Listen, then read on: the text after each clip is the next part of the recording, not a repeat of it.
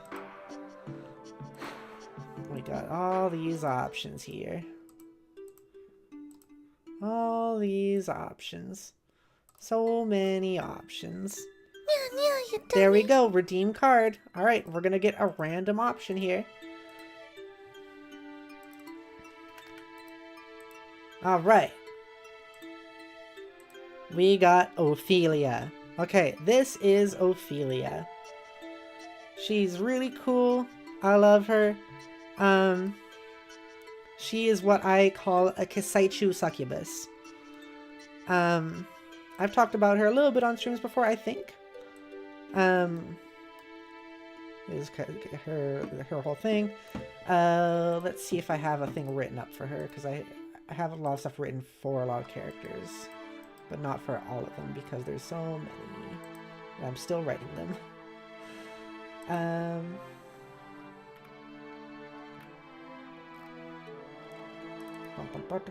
I'm opening up my my own Spidere decks currently to see if I have an Ophelia thing written.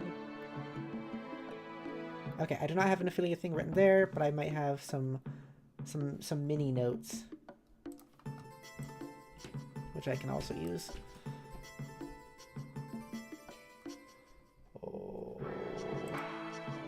Oh. Okay, so this is Ophelia. She's 24. Birthday is December 8th. Actually, speaking of birthdays and dates, there is actually a specific calendar that is the the Colonized Empire made, that the whole world has kind of adapted. Her gender is female, but occasionally other if possessing someone else, which is, we'll get into that. She's 5'1", and she is a Kisaichu, or a Kisaichu succubus. She comes from Kodai, which is... Let me open up the map. This place up here. It's a fun fact, actually, where I got all this whole map location. I think this one, Kodapaksuwa, is just like Japan rotated 90 degrees and flipped upside down or something, with some adjustments to it. If anyone ever watched Achievement Hunter back in the day and watched their Minecraft Let's Plays, this is just their Minecraft world, but altered. I think Dragartha is just like a rotated Skyrim, with some changes done to it. It's all just some stuff like that. Okay. Anyways, back to Ophelia. Here she is.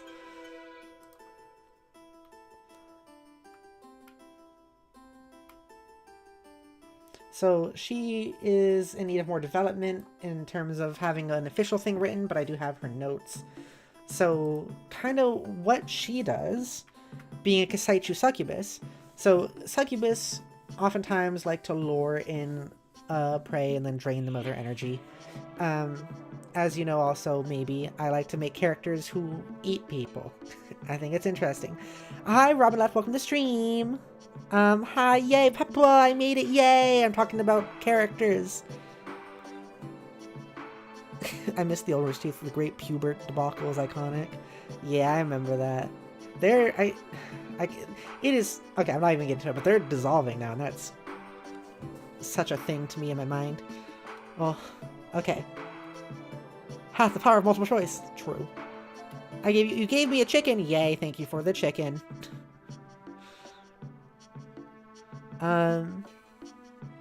Okay. Anyways. So, I have a fascination with characters that eat people. And you know how characters eat people. They put them in their mouth. You know? They put them in their mouth and then eat them. But she's a little different. Ophelia here. What she does is she possesses people, and that's how she gets their energy. She possesses them to take their energy and make it hers, and she feeds off of it that way. But how she does that is she goes into them. She possesses them. And she has multiple ways of doing this. 3 main ways, and that's creating or forcing her entire self into an opening. until she is within the person and is able to start taking control. Other option is she can actually split her body apart to put herself into a person. Like, just take her arm off, put it into a person, take her head off, put it into a person, take bits off, put it into a person, all that stuff. She could secretly be doing that. She could be putting her bits of herself into your coffee in the morning, and after, like, 30 days, it's all Ophelia. And the third way is the typical possession where she can actually just, like, walk completely into a person. She could just, like, phase into them. The thing is, though, is the first technique, the one where she is able to get her whole self into a person all at once, yeah, she literally forces her body into them. It's not just her soul. She literally forces herself into them. She is not like a spirit. She is a physical being. So, it can be pretty messy. But the first way she does it, about forcing her whole self into somebody, that is the one that takes up the least energy to do. That takes up the least amount of her, like, I don't know, I should make a word for it, but currently I don't have a word for it, but the least amount of energy for her to do, yeah. Forcing your whole self into a person takes the least amount of energy. Second thing, putting bits of her into a person takes a little bit more energy, a little bit more work to, conduct the magic that would have to be involved to do that, to, like, split her body apart, to do that sort of thing. The third way, making her whole body, like, go into a person, phasing into them, is basically a lot more magic, a lot more energy to do that. To do that, she walks into them, and then her, like, she kind of, like, her body kind of, like, molds around them and then, like, is absorbed into them. That takes a lot more energy, though. This is her whole feeding process, basically. Once she possesses somebody, she takes over their mind, is within them and all that, and then she begins to feed off of their energy themselves, and this is how she gets her food.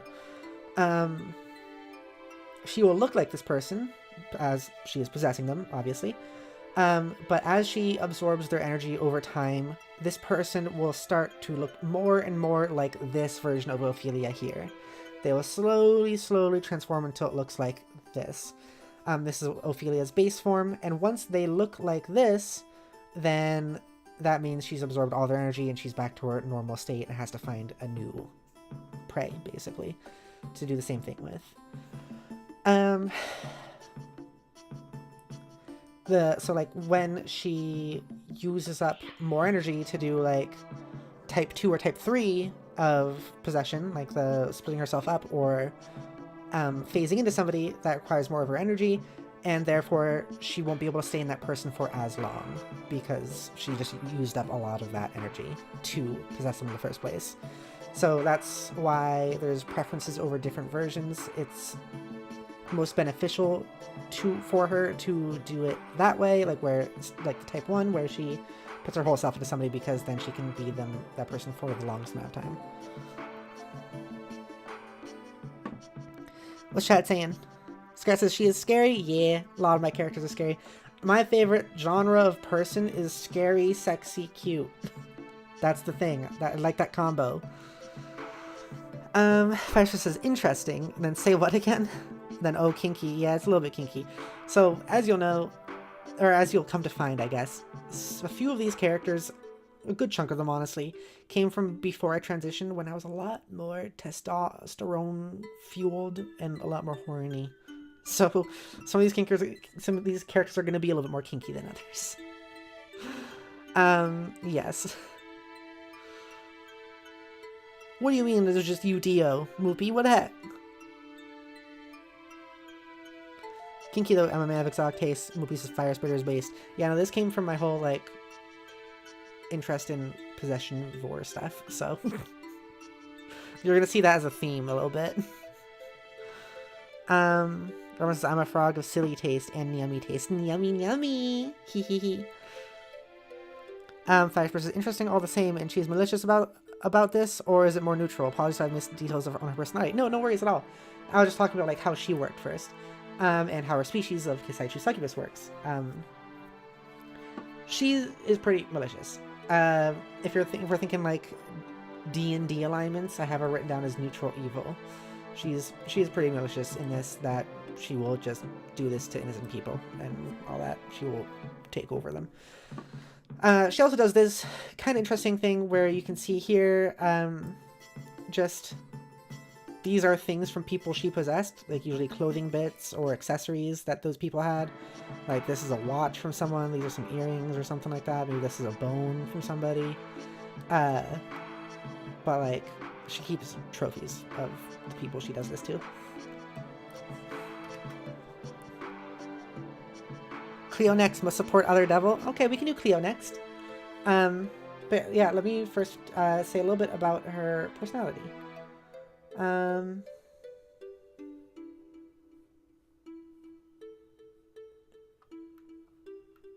yeah, I have it written, she's very sadistic.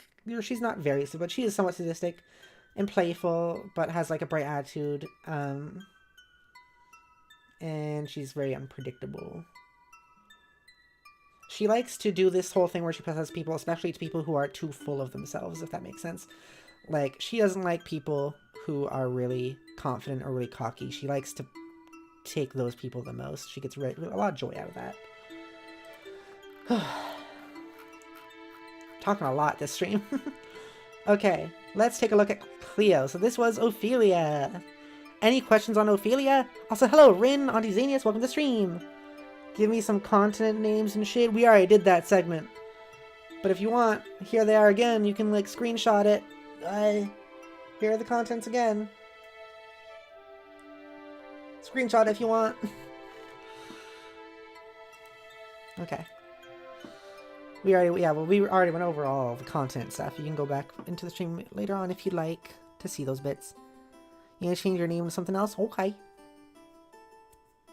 Rin, have you noticed that you were gifted a membership?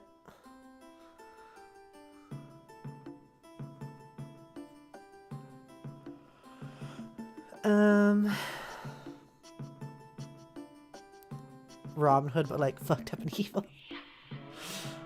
She doesn't sell. She doesn't give away her what she steals to the poor. She just kind of puts it on her tail. And also because she's like a Kisai Chu psychopathy, like kind of like the opposite of normal, where she goes into people to drain them rather than just eats them.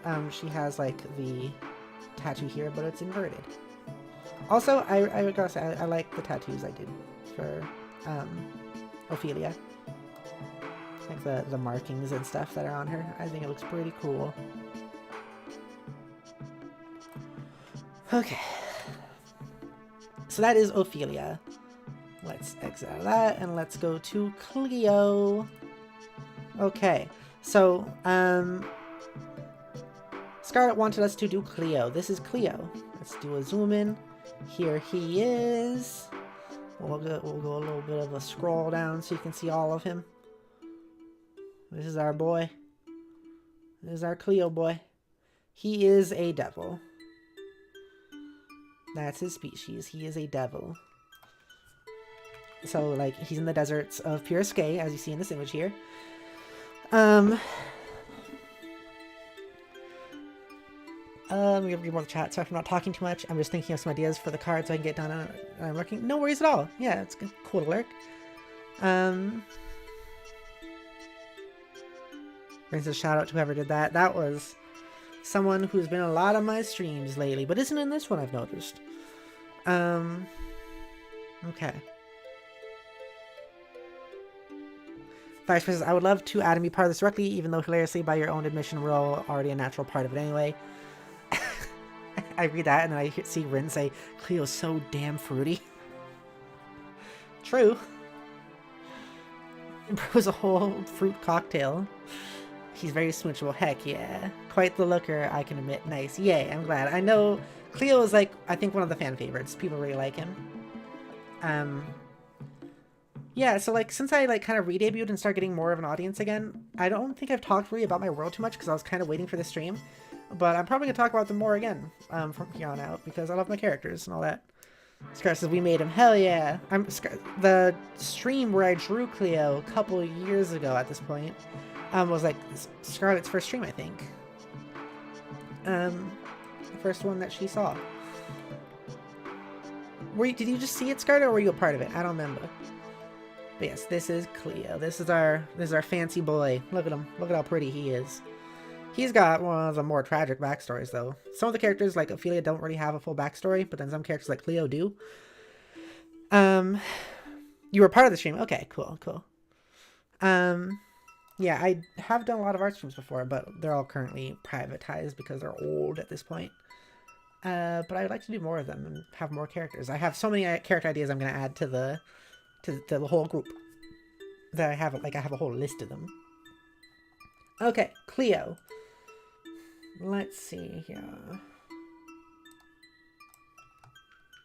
I do have a Cleo page. I do have an official Cleo page. So I'm going to start sending these into the Discord server as well. So I'm going to send this now. Let me make sure this is all good. So if you are in my Discord server, you'll actually be able to follow along if you choose, because I'm going to send the page I'll be reading from.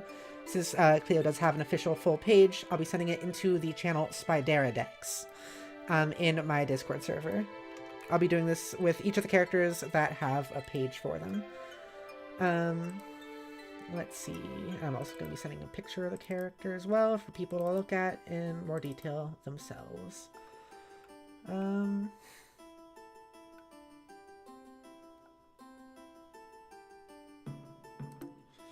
Let's see. Okay.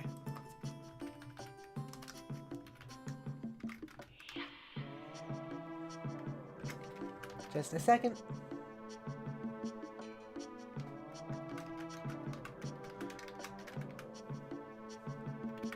Okay, so Cleo Cath character sheet is being sent into the Discord server in the channel Spidere decks in Pepper's Pretty Place. Scarlet, are you part of my new Discord server? I think you are, right?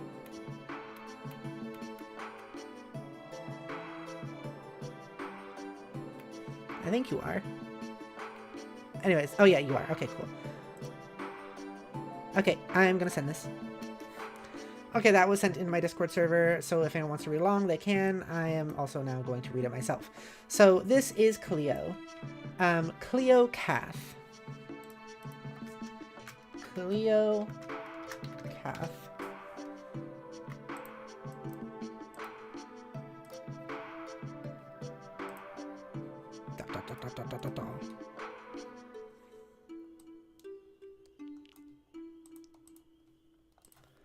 Here you go, Cleo Cath. Alright. Age is unknown, but appears to be around his early 20s. His birthday is the 21st of Sot, month of fear, which is August 5th, basically. I'll also be celebrating all my characters' birthdays in the Discord server and on my Blue Sky. If anyone wants to follow, like, characters' birthdays, I always like to, announce them. His gender is male, his pronouns are he, him, or they, them. He is 5'7", and his species is devil. He was born in the Doble Royals, which are now in ruins, Piriskay.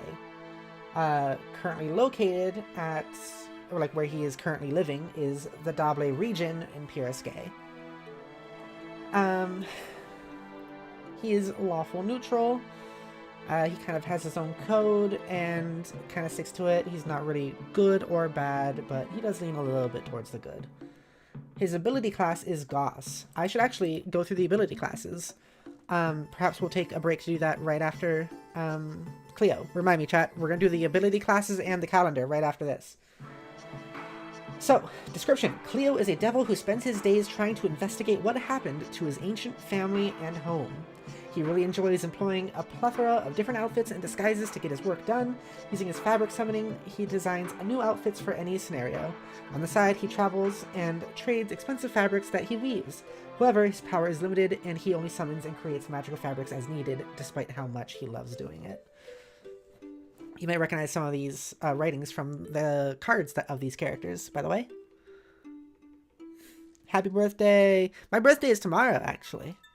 I don't know if you were saying that for the whole, like, me talking about character birthday things, or if you actually knew about my birthday, but my birthday is tomorrow. You're now in the Discord server? You've infiltrated. Welcome, Robin Left. Um, Omri, happy birthday. Thank you. I'm turning 25 tomorrow. Need to pay attention? Oh, no worries. Happy birthday. Thank you. I'm not doing anything special. I don't usually do anything special for my birthday. It's just kind of a funny little date. Okay, appearance. You can see him here. If you want to actually read the appearance, it's in the character sheet that I sent. Special abilities. He has Vine Whip Tattoo. So yeah, I'm actually not going to read the entire character sheets for each of these. If you want some of the more, because like appearance, you can see his appearance right now. I'm not going to read the description of his appearance. But if you want to read some of these extra things, go check out the links I'll be sending in the Discord server.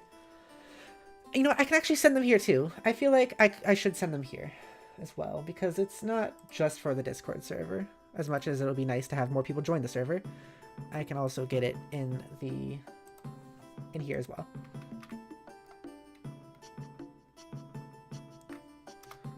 Okay, there we go. I sent it into the chat here. So if anyone wants to see and read along with what I'm reading here, you feel free to click that. I'll make you something special, Pepper. Well, thank you. Thank you. You don't have to, but thank you if you do. Happy Bert. Thank you.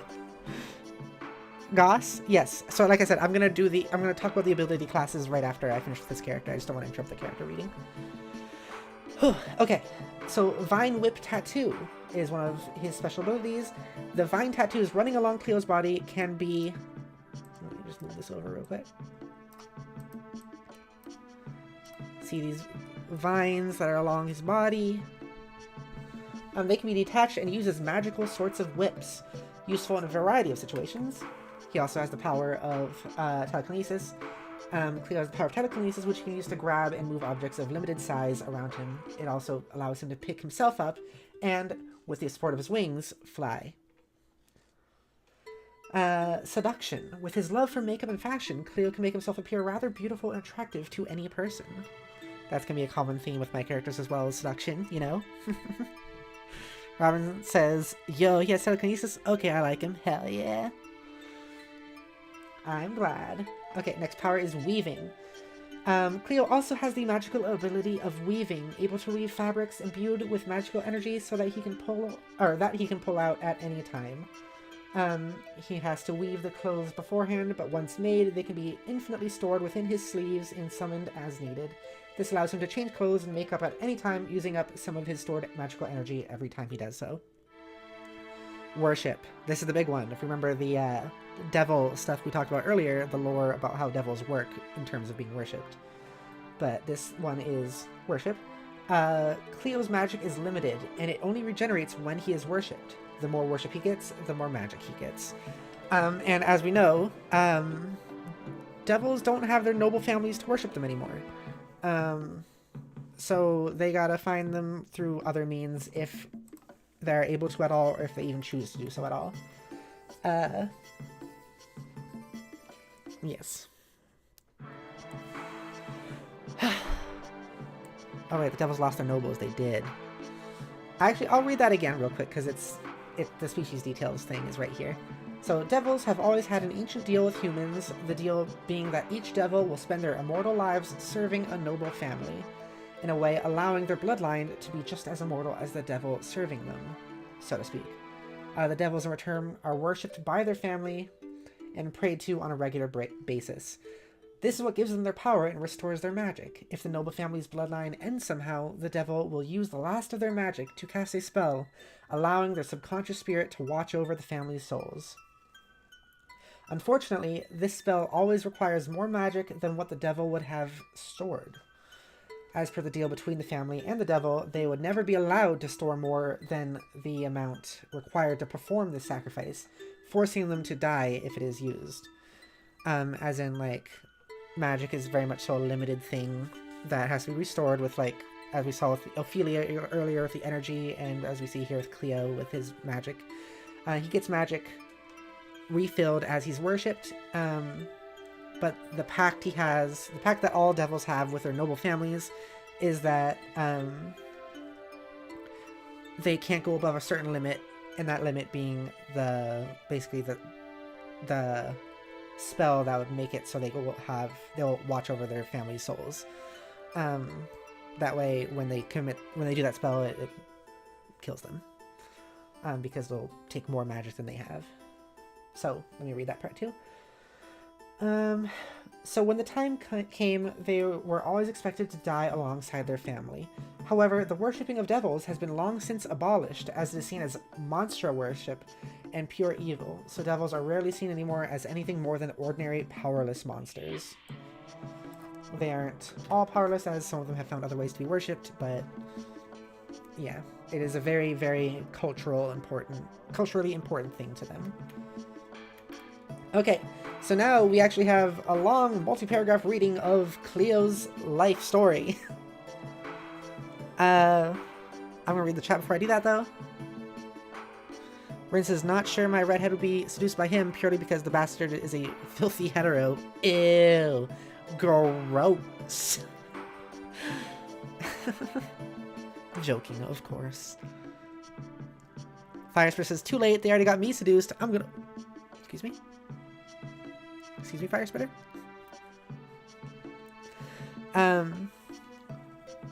Robin says, oh, so he just needs someone to worship him. Just checking. He does. That is what he needs.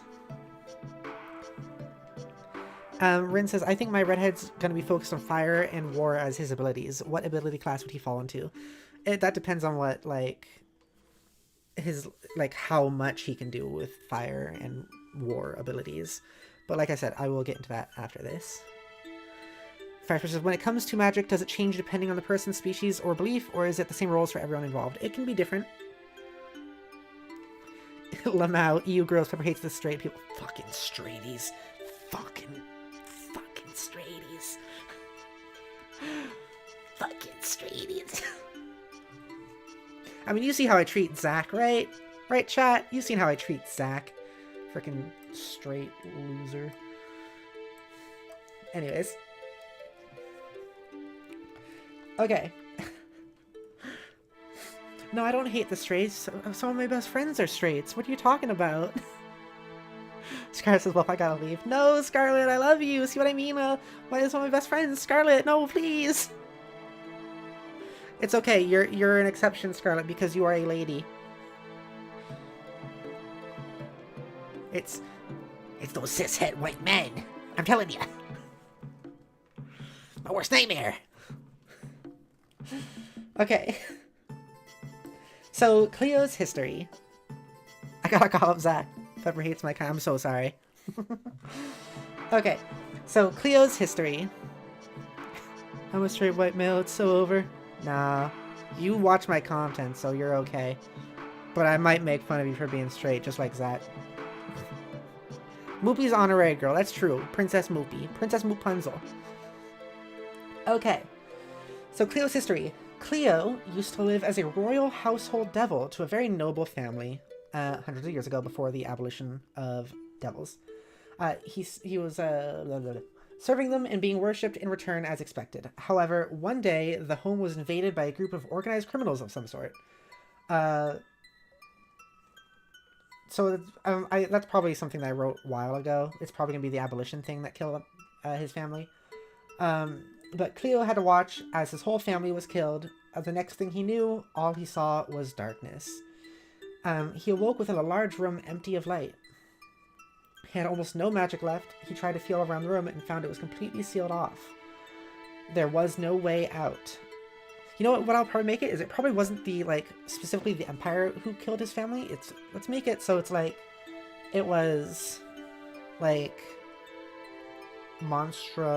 devil worship abolitionists or something. People who are basically fascists against devils. So organized criminals that hate devils, racists, basically. Who are doing this because they really like the Empire and believe the Empire is right about everything. I think that'll make things more interesting. Robin says, alright, I think it's time for me to head back to work. Take care, y'all. Well, thank you for stopping by, Robin. Go enjoy work as much as you can, I guess.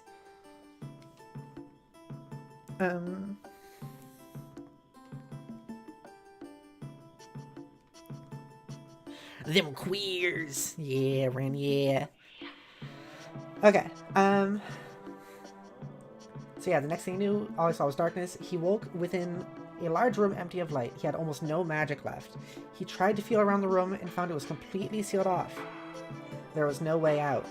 He used the last of his magic to spark a flame, allowing him to see. Around him were the tombs and graves of the family he served. All of them were dead. So Cleo knew what he had to do. He had to perform the devil's sacrifice. But he found himself unable to.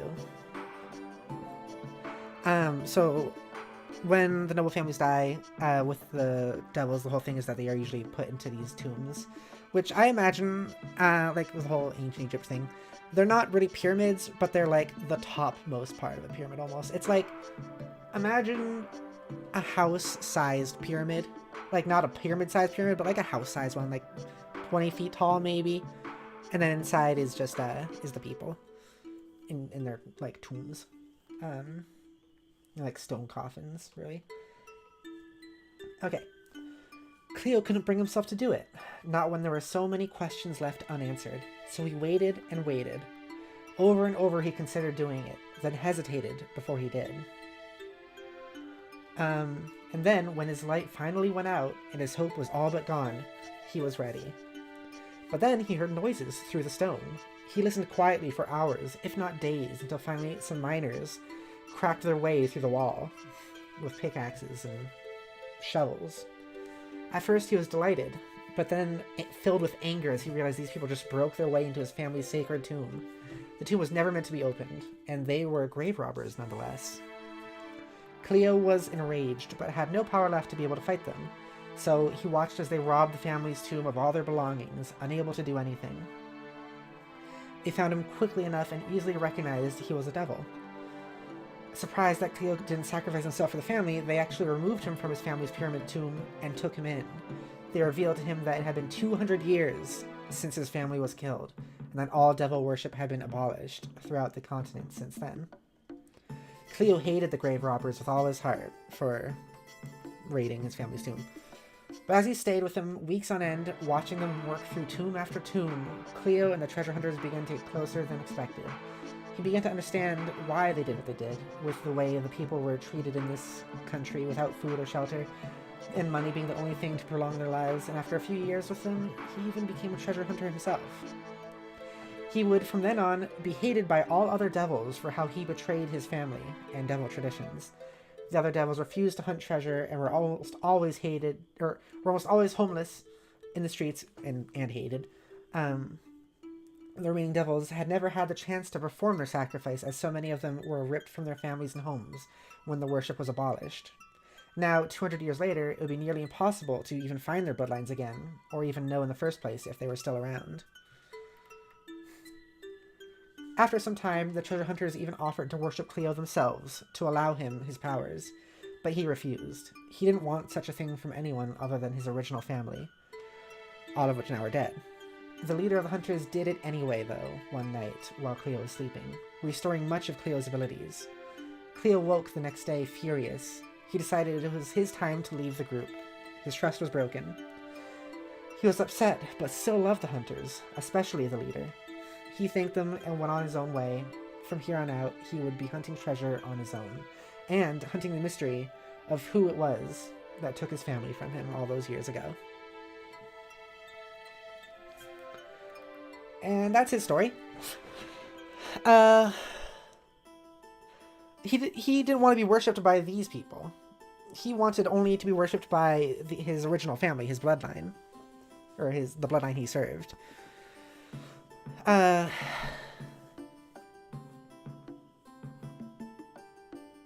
Don't forget about ability classes afterwards, Pepper. I won't.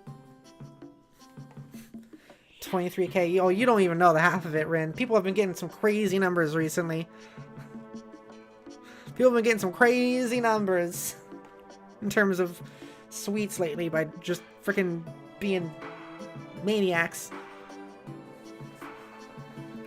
But yeah, he wanted to be worshipped by his family and not by strangers. He felt that, like, was kind of his own sacred thing. He wanted it to be his family, the people he loved and cared about and he was attached to. People that meant something to him. And these hunters, these treasure hunters did mean something to him, but he wasn't ready for that sort of bond, that sort of being worshipped sort of bond. And when it happened anyways, his boundary was broken and his trust was broken, and yeah, he hated that. There's some more details in there in terms of like Cleo's personality and his relationships. You can go check those out if you want. I am going to go a little bit into his relationships. Also, I'll read that card in a second. Thank you, Scarlett. Thank you for the stuff, for after stuff. Okay, thank you. Yes, so Cleo is a rather smart, clever, and quick-witted boy, if not a bit emotional from time to time. He is joyful and funny, and he can be rather talkative when he is in a good mood. He has a soft spirit, but a rigid drive and determination. He can be sweet and wholesome in one moment, but then serious and focused in the next.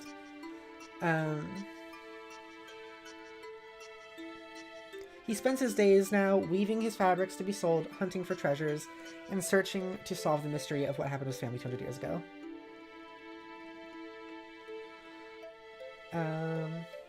Every time the devils, the old families, or the devil worship is hated on, he loses his cool. Unfortunately, this is a common occurrence in modern-day Monastery Lost. Basically, people like being racist to him. Okay. Fascinating, thank you. Okay, so let us redeem, or let's read a card real quick. Oh, perfect. This is okay. Sure. Let's read a card. Okay.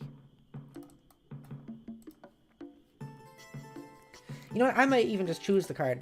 How about we take a look at the Cleo card since we're here? Bam! It's the Cleo card. Here it is. The cards are also kind of just like shortened versions of their character sheets anyways. So Cleo Cath, Devil, Treasure Hunter. Cleo spends his days investigating what happened to his ancient family and home. He employs a plethora of different disguises to get his work done. Using his fabric summoning, he designs new outfits for any scenario. On the side, he sells his magical cloth for a profit. His quote is, "Family is my treasure, and before you, I was destitute." I think that's a pretty good quote. His ability class is Gauss, or Gauss, however you pronounce it. I like the sound ow. I use it on a lot of things. Anyways, let's take a look at the ability classes real quick.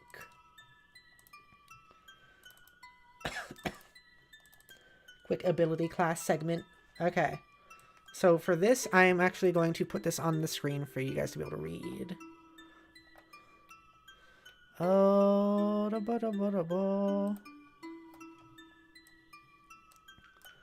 you go. Okay, so ability classes. These are kind of power levels, sort of. I was kind of inspired by SCP, honestly, and the like SCP Foundation Wikipedia, and how they have things like I forget the words they use now. They have like safe, and then oh dang it, no, I'm forgetting this. I'm forgetting the thing that inspired me. I love SCP and I don't remember it. Hi Zach, welcome to the stream. I'm just blown away from all this. Definitely needing to rewatch this back for all the details. Well, thank you. I'm glad you're so interested. Aaron says, Zach, I have bad news. Pepper hates us straighties, so we have to leave. Zach already knows this. I'm heterophobic to him all the time. Zach, don't you fucking redeem that buzzer here in front of me, you bitch. Zach, boy. Hello there. Hello, Zach, boy. Zach has 11111 sweets.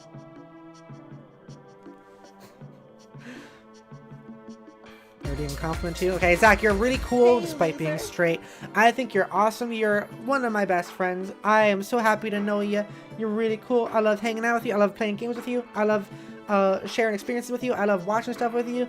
You are amazing, and much love to you. Thank you for being so cool and great.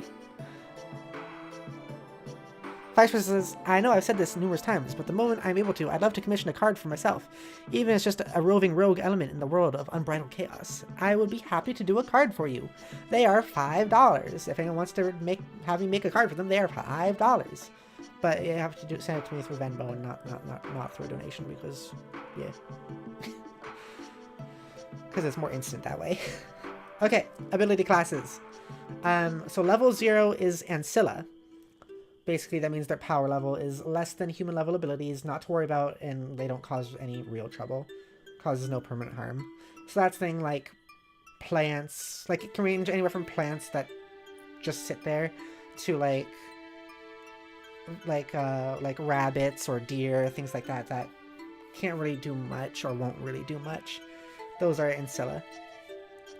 Next level is Gauss, or Gauss. Of ordinary human and monster level abilities, able to understand and are very common, can hurt or kill. So it's just like most people and most monstra are Gauss.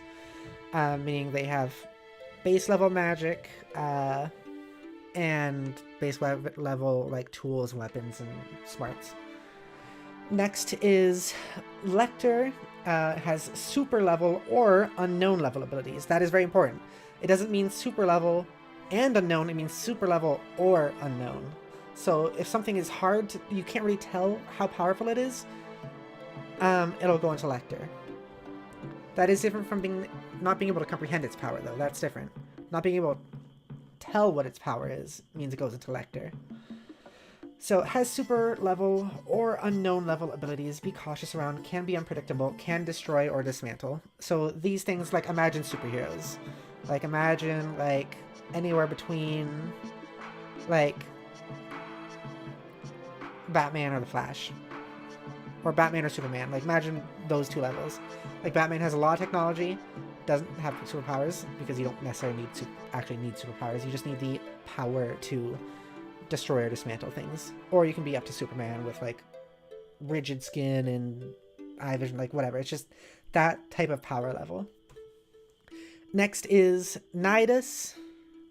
Of god level abilities, most powerful known beings, often seen as divine, can end the world. So Nidus is, as it describes there, god level, like world enders, is big jump. That's why Lecter is like a very, very wide margin. Nidus is like, goes up right up to the next step of world ending. And then finally, level 4 Arcadian of omnipotent, omniscient level abilities, impossible to comprehend, can do whatever it wants. Pretty frightening. It is like Lovecraftian, like Cthulhu level stuff, where it is, you can't even comprehend its existence or what it can do. It is everything. It's all knowing, all whatever.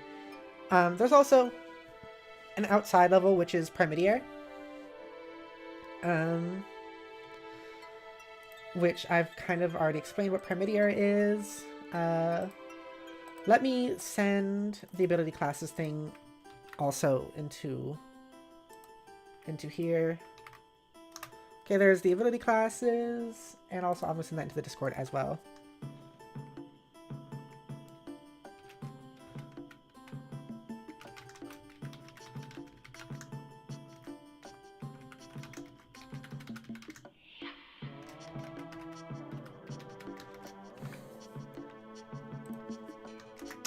Okay, I also sent the ability classes of the Spidere universe into the Discord server.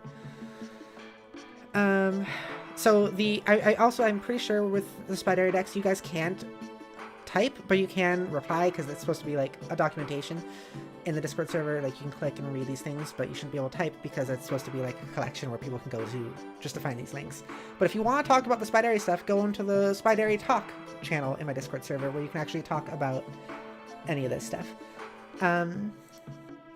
Okay, so Cleocath was like Gauss level, because he isn't like super powered. He can do like typical magic stuff. Okay.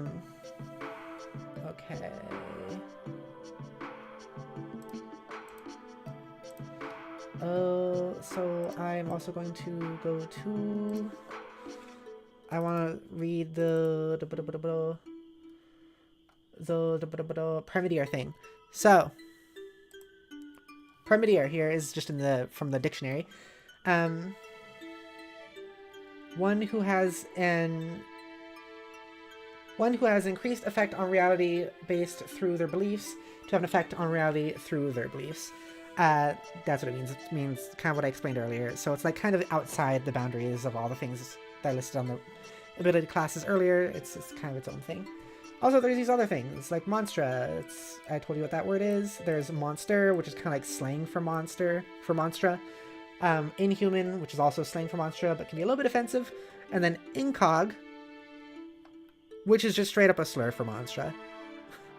Like, humans will call Monstra Incogs if they are trying to be really racist. It's a bad word in this world. Mutricite is a different word that is also kind of what I am, where it's a relationship between beings that is both parasitic and mutualistic.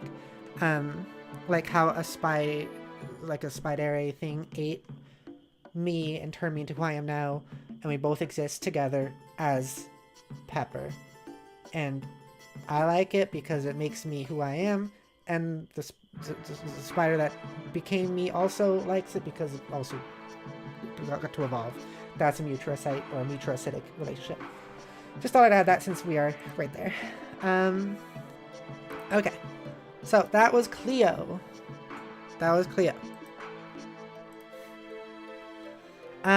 What character shall we do next? Me on my way to my Fireman Nidus. To make my Fireman Nidus. That's gonna be really powerful if you want that character to be a god. I only have like 1, maybe 2 characters who are Nidus, I think. Out of like all of them so far. I'm gonna read more of the chat. Rin says, I got a name for my creature, the creature who will pursue Skya romantically. What is it? Zach says, I know Pepper hates the straights. She even hates straight lines. She shivers in fear of over the minus line. The capital. Ah! You scared me with that. Sorry.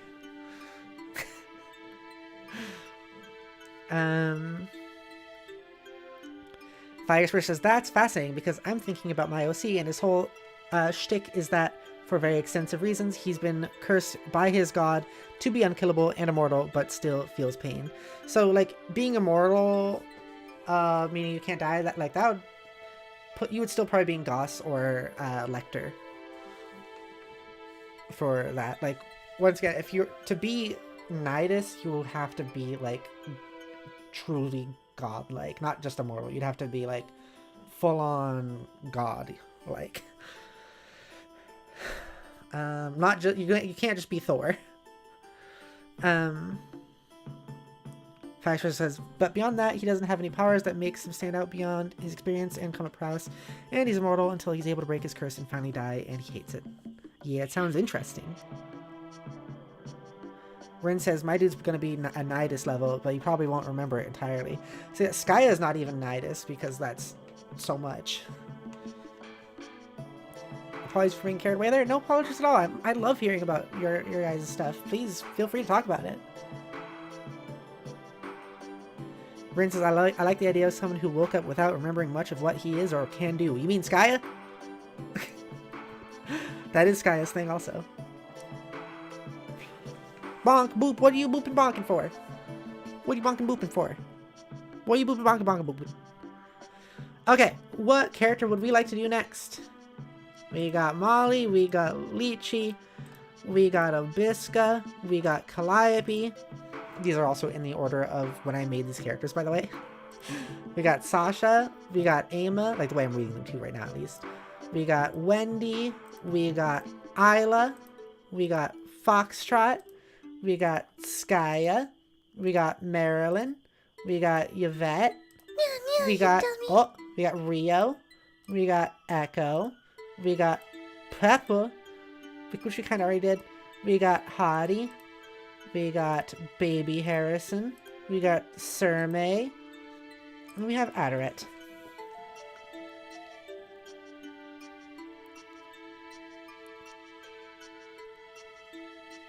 I'm mostly just spitballing right now. I mean, you can do that. I'm not copyrighting the idea of a character having that trope. I'm not copyrighting that trope. Please use that trope.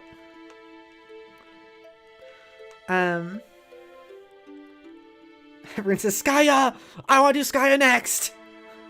I would say Echo, but you know why. I know why, Scarlet. Well, so we have Skya, Echo, and Random Card. Let's do them in that order of how it was in chat. So we'll do a card, and then we'll do Skya, and then we'll do Echo. So card as in, like, we're going to do a random person here. Let's see here. Okay, the card that was rolled was Calliope. Calliope is area, slime, wanderer. Many centuries ago, a mass of molecules just so happened to come together to form a cell, and then a mass of cells came together to form a droplet of slime. It had no consciousness, but it began to eat and grow all the same. After a few centuries, it joined... Oh, wait, hang on. After a few centuries, it formed thoughts and experiences it began to learn. Then it became a she, and after millennia, she became Calliope. She doesn't know much, but she sure seems to enjoy learning, says Wendy Captiosis, which is another one of the characters. So we will talk about Calliope real quick. This here is Calliope. She's a bit of a cutie. And as far as I recall, I don't have an official character sheet for her yet, so we'll have to do one of my temporary ones. But let me double check just in case.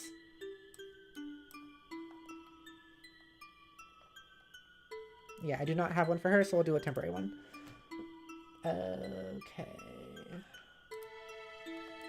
So, Calliope Cassiel is Zaria.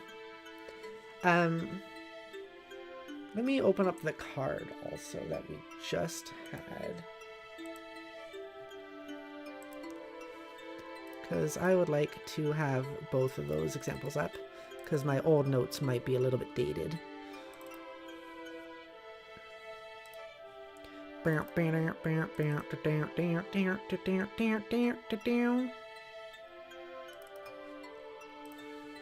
Okay, so Calliope is 2,436 years old. She's pretty aged. She's been around. Birthday is the 6th of Sot, month of fear, July 21st. Speaking of, I forgot to do the calendar. We'll also do that after Calliope. Her gender is female, woman, she, her pronouns. She is 4'8". I gotta update that in my old notes. 4'8". Her species is slime. She comes from the Silitos plains of the Cognatus Empire. She likes always moving, interesting plants, wide open plains, food, and friends. Okay. So she doesn't have much besides the fact that she has existed for a very long time. She existed and started off as just a little cell, basically. And this also comes from an idea that I always find very fascinating, which is called the Boltzmann brain. It's kind of a silly hypothetical where, like, technically it isn't impossible for atoms to just come together, right? Like in space, just imagining atoms just coming together and just by like colliding. And if enough atoms collide in the exact right way, they could form a brain. And of course, it's like next to impossible for that to happen because it is like the chances are absolutely ridiculous. But the fact that it is physically, technically possible is interesting to me. And so that's kind of where the idea of Calliope came from. She was just some cells, some atoms that came together and formed a cell, which came together with more cells to just so happen to create a droplet of slime, which evolved over thousands of years to become Calliope.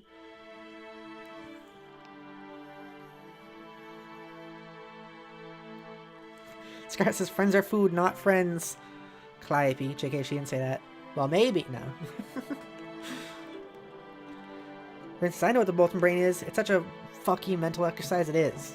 It is, definitely. Because the whole thing with the Boltzmann brain is like, what if your brain right now is actually a bunch of atoms that came together in space in the exact precise way to give you, to like form your brain with all the memories that it has, and that's what you actually are. It's silly, but you know, it's fun. Calliope's over 2,000? Yes. It takes a while for cells and atoms to come together to form an entire consciousness. Honestly, like, this is way shorter of an amount of time than it would take to do that realistically.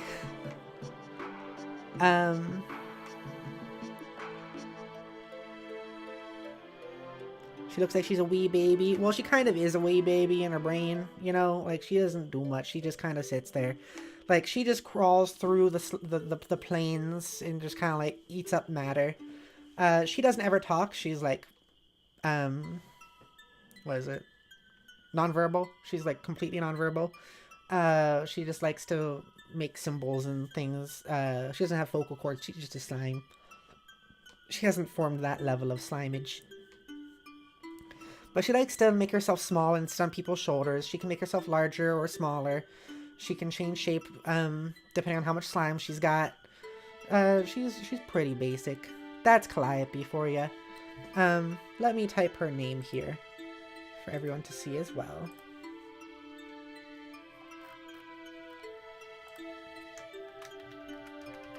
Calliope, Cassiel, Izaria. I should just make this black or something. There we go. Now it can be red.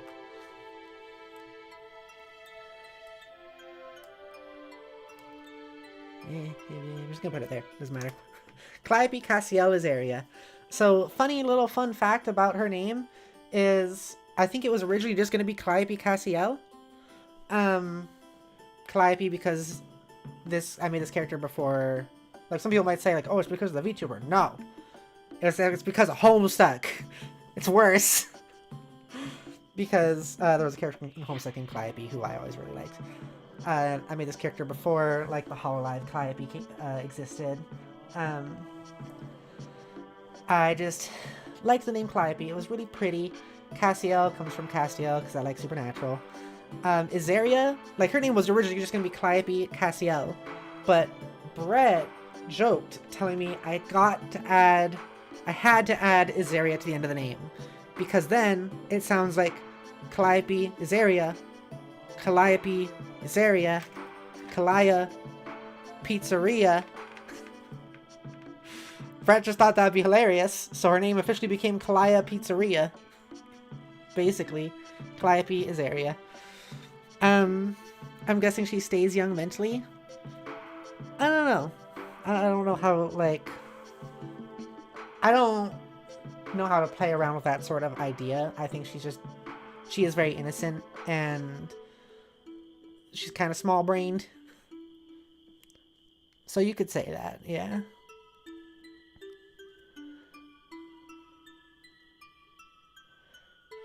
What if I'm just a brain in a void, and no one else is real? I know, what if? Zach says, I went to the beekeeper to buy 12 bees. He handed me 13. I said, sir, I asked for 12. He said, that one is a freebie. Ha! That's stupid. Scarlett says, imagine that since she's, like, young mentally, you just have to repeatedly keep telling her, don't eat the other kids. I guess she does eat other living beings. But not usually, like, full people. I think she just mostly eats, like, small rodents or bugs, and it's kind of gross. People be like, ew, I'm watching a bug dissolve in you, ew. Other slimes probably can't do that. Like, she's not the only slime. She's just, like, she is this slime. I think she's just one of the ones that developed this way. I don't think all slimes developed in this particular way, but she did. Vice says, my poor character is constantly being chewed by her as an unwilling pacifier for her. Legs wiggling in the air and everything. What the fuck are you talking about? Nah, she just chews on the other kid's fingies. Well, if she does that, that might be dangerous because those fingies might dissolve. She's a bit acidic to the touch. Sometimes. If you go, like, into the slime, it is. But she often will like to just sit on people's shoulders or on their laps. Because she's cute like that. She likes to become small and sit on people's shoulders. Okay, that's Calliope. Okay, we said we were going to talk about the freaking calendar. So that one is going to be one I'm going to do really quick. We're at 2 hours and I've only done 3 characters. Okay. There's a chance we might have to make this a long stream or multiple streams. Which is why I want to get through it kind of quickly without spending too long on each thing. Okay, I'm going to... Let's see...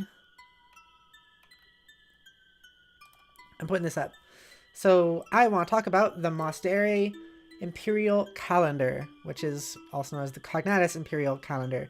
It is the calendar made by the Cognatus Empire for obvious reasons, just to have a calendar. They wanted to kind of like monopolize the whole thing, so everyone uses their calendar specifically. Okay, so years. It is currently 413 CEA, although that is going to change. So 413 CEA, Cognatus Empire Age, that is when Monster Play took place.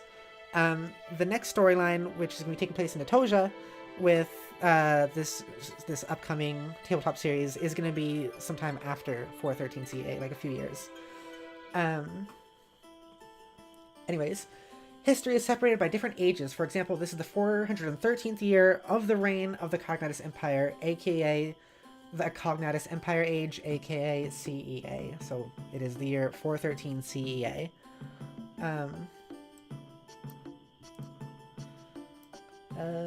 Near the beginning of the Empire's rule, they created the Imperial Calendar, still in use today and detailed below. So there are 5 seasons. Scion, which is basically spring, Lightfall, which is the summer season basically, Darkfall, which is the eclipse season, Uranus, the fall season, and Whitefall, the winter season. So, those all sound normal, except for the eclipse season, I'm sure. The eclipse season is specifically when the entire planet gets eclipsed somehow. Nobody knows how it's happening. I do. I can tell you, actually, if you want.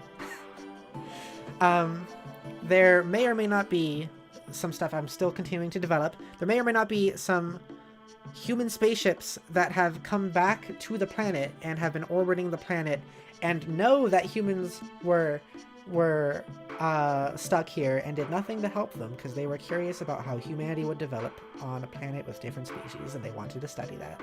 So there may or may not be a freaking massive, like moon-sized, may or may not be a massive moon-sized spaceship orbiting Monastery Lost at all times.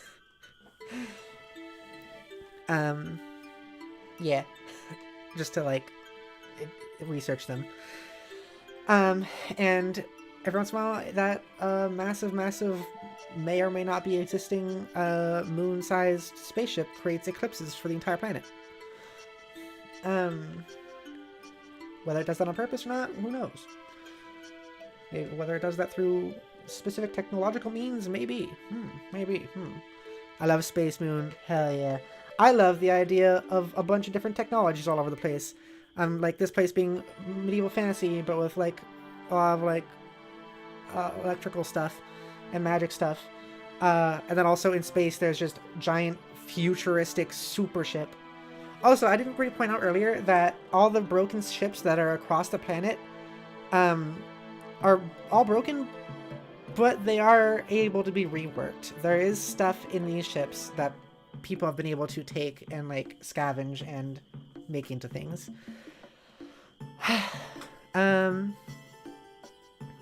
Scar says, "Owie, my doggo bish smacked me with her floppy ears." Oh no, doggo bish. Oh no. Muffled yelling inside Calliope's mouth. Oh, she.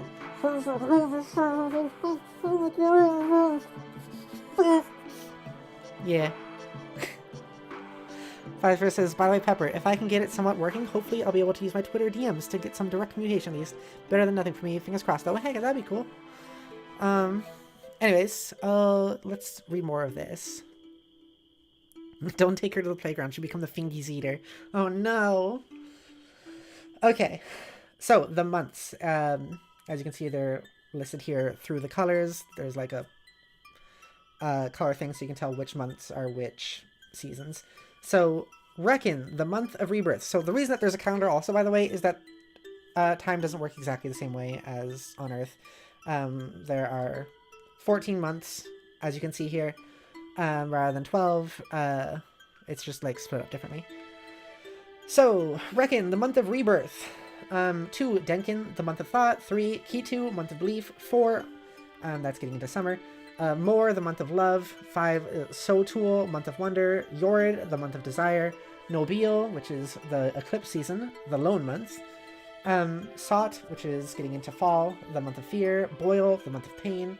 And Naut, the month of silence, and then entering winter, we got Donum, the month of forgiveness, Oshino, month of mercy, Signori, the month of the overlord, and then Spectre, day of beginning and end, which we'll get into for all this stuff. So we got the months descriptions here. Okay, so Reckon, the month of rebirth. Once again, I want to remind you, this calendar was created by the Cognatus Empire. So the way this is written might sound kind of sussy, and not in the lewd way, and more of the propaganda sort of way. So, Reckon, month of rebirth, represents the rebirth of the Cognatus Empire and its citizens at the start of every new year, with all past sins forgiven and a race to start again thanks to the overlord of the Cognatus Empire. There is the Empire. Cognatus Empire has a supposed overlord that no one's ever seen before. Some people doubt that an overlord even exists. Who knows, really? But there is the so-called overlord. And how I like to write it is that I like to imagine in my mind that I don't know if there's an overlord or not. I'm purposefully not writing into canon if there is a one person overlord or not, or if it's a group of people, because the people themselves don't know.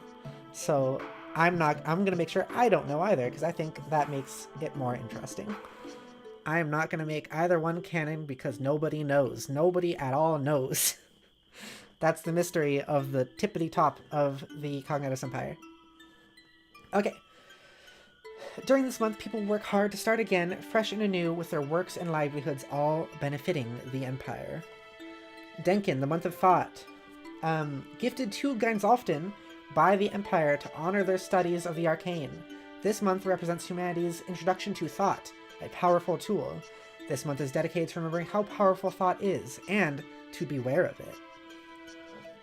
So a lot of these months are actually, like, supposedly gifted to the other continents, of which they are all currently trying to either genocide or take complete control over. So take that as you will.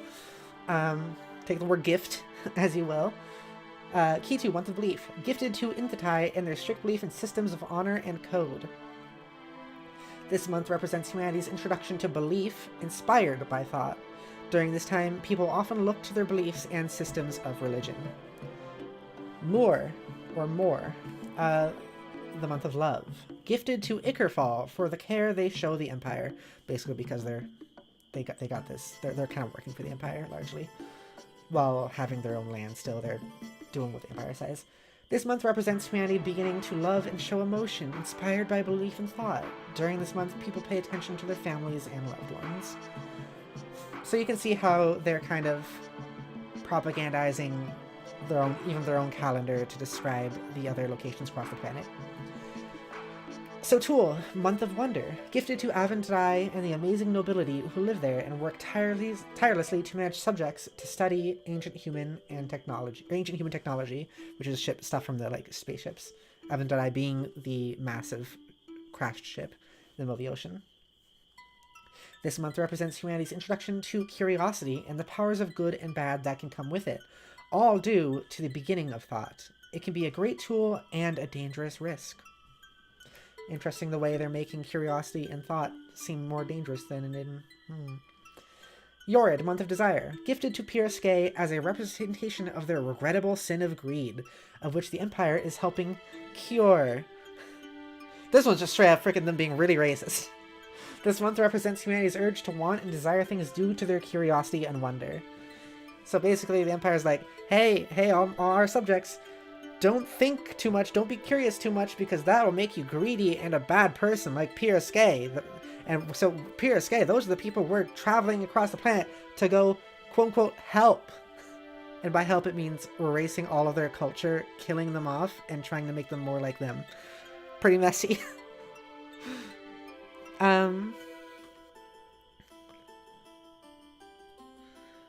Oasis replaced W with an R? Yeah. Fire says a mysterious overlord could be the god emperor of mankind. I don't know what that is. That's a reference to something it looks like. Okay. Nobile, the lone month, otherwise also like the eclipsed month. The extra month, stuck right into the middle of the year. This month represents the soon-coming fear, pain, and silence that is to come upon the living for sinning through their wonder and desire. A full month of darkness as the whole planet experiences a 28-day-long eclipse for the entirety of this month. Okay. Sot, month of fear, represents Clarmond and the fear they must feel having opposed the Empire all this time. So if you remember, Clarmond is the continent that is kind of the Empire's rival. They have some pretty powerful might there. They're also pretty bad, trying to take over things. But they are like, oh, they must be so scared of the Empire, when in reality the Empire is pretty freaked out to have a group that they haven't been able to conquer immediately. Okay, so this month represents humanity's fear and regret after holding too much desire and curiosity within them, causing them to fear and overwhelm, addicted to thought.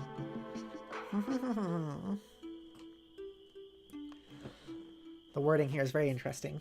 I know I wrote it, and I'm kind of patting myself in the back, but like I wrote it in a very particular way. So Boil, the month of pain, in memory of Biktarov and the destruction put onto it by war. War that was caused by the Empire going there to try to take over. That ended in mostly just Biktarov being largely destroyed when they tried to defend themselves. But like, oh, it's in memory of them, despite it's the Empire that did this. This month represents the pain humanity feels after so much unending fear and regret caused by their desire and thought. Nalt, the month of silence, in honor of Dragartha and their separation from the rest of the world. This month represents humanity's fall into loneliness and depression, having lost everything to desire, wonder, and thought. During this month, a week-long eclipse goes by from the shape in the sky, creating a deep sense of isolation as the world is covered in darkness for 7 days. So there's an extra week here where there's another eclipse. Donum, the month of forgiveness. This month represents humanity's wish to be forgiven and to wish to try... You know, I might actually delete that eclipse part. I think that was before I wrote the month eclipse part. So I'm going to just remove that part from it. So there is no eclipse. There's no extra eclipse during the month of silence. I'm removing that. Okay, Donum, working into winter, the month of forgiveness. This month represents humanity's wish to be forgiven and wish to try again at being better and unwanting. Oshino, the month of mercy, gifted to Kodai Paksua for bending to the Empire's will. In reality, the Empire is too scared to face Kodai Paksua and all their mysteries. This month represents the mercy the Overlord is prepared to give to all, if he is given his due pay in return. During this month, people are encouraged to give to the Empire as thanks for surviving the year, in hopes that the Overlord will give all mercy and their chance at rebirth next year. Seniority, month of the Overlord. This month represents humanity's celebration of the Overlord and his kindness. Many large celebrations, parades, and parties are held during this month to celebrate the Empire. And then finally, we have Spectre, Day of Beginning and End. So this isn't technically a month, but it is separate. This is a day that exists between years. Because there's always an extra day that is kind of just there. It is the very last day of the year, as well as the very first of the next. A day that does not belong to any month. And it just kind of represents the end, as well as new beginnings. What the fuck, Firespeed? What the fuck are you doing in the chat right now with your freaking pulling your pants down?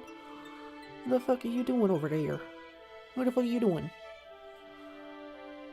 Hi, J Hill, welcome to the stream. Oh my god, you're alive. What do you mean? Oh my god, I'm alive. I've been alive. What are you talking about? What are you trying to say? Okay. So that's that. Let's... Boop. Okay. Now we're out of there again. And we were going to do Skya. And as I said before, feel free to ask any questions as we're going along. I haven't seen any streams from you since like last week. I had one the other day. I don't think it's been that. My last one was Saturday, I think. So I guess it's been a few days. Yeah, I was just really busy these past several days.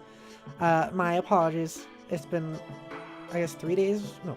Sunday, Monday, Tuesday. Yeah, 3 days without a stream. Just had a 3-day weekend. It's not too bad. Scarlett says, like how you didn't catch the thing I said about that 1 month lol. What? What happened? It's not messy. I don't know what you're talking about. Casually shoves devil body culture in closet and then burns the house down. Oh, man. Yeah. Yeah. So much lore. I know. Lasair would... Is it Lasair? Lasair? You'll have to tell me how to pronounce that. Would fucking despise cognatus. Yeah, most... Well, not most. A lot of people do, rightfully so. But they're also really good at propaganda and making people like them in the Cognatus Empire, the privileged, who don't suffer as much. Also, how long is the stream going to go? I might run down to Macaw's to see some lads. I don't know. I don't know, genuinely. I'm just going to keep going until it's done. Okay, as long as everything's okay. Yeah, it is. So yeah, I was just busy. So Jody is going to be gone for like a week and a half. So we were just like setting some stuff up. We got a new bed for my room. I was saying goodbyes to Jody for a little bit. I was preparing my streams for this week. I also had some medication issues a little bit again. I talked a little bit at the beginning of the stream how I don't have a Dexcom. I had a doctor's appointment. It was just a very busy few days is all.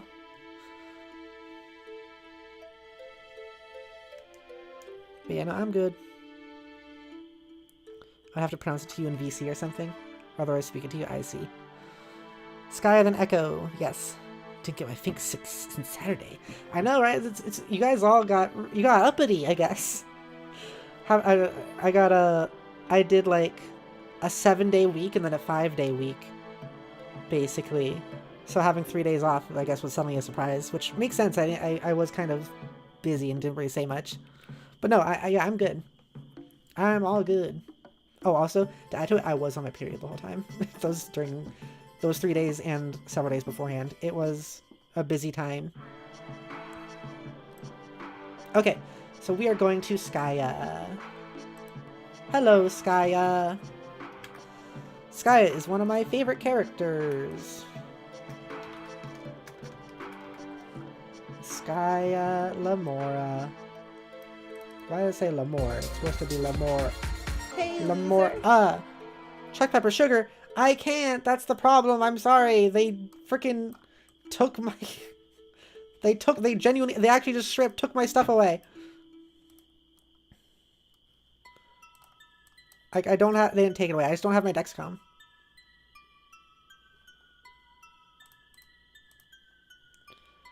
Which is annoying. I'm hoping to get it soon, though. Yeah, I can't read my blood sugars currently unless I, like, prick my finger. So I can tell what they are. It just means I have to do a lot more work. You have to manually check it. Which, I don't feel like stabbing my finger right now, so... We're not going to be doing that one for now. I'm sorry, everybody. I'm sorry, Scarlet. I should probably turn off that redeem so that doesn't keep accidentally happening. Okay, I'm turning off that redeem for now. So people won't waste the points. Better check it later. I will. Okay, so this is Skya.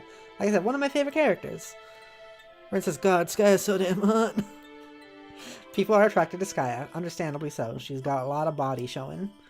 So Skya, I actually did a full playthrough of Skyrim's main storyline, like main quest, as Skya. If anyone wants to go watch that, it's also kind of a representation of her story in this world as well. Just with like, imagine it being translated where like instead of dragons, it's these giant bug monsters, and instead of Dragonborn, it's an icy, like an ice-cold powered demigoddess. That's what Skya is. That's what her storyline is. Take the main quest to Skyrim, make some changes. The bikini armor goes hard on her. Thank you, thank you.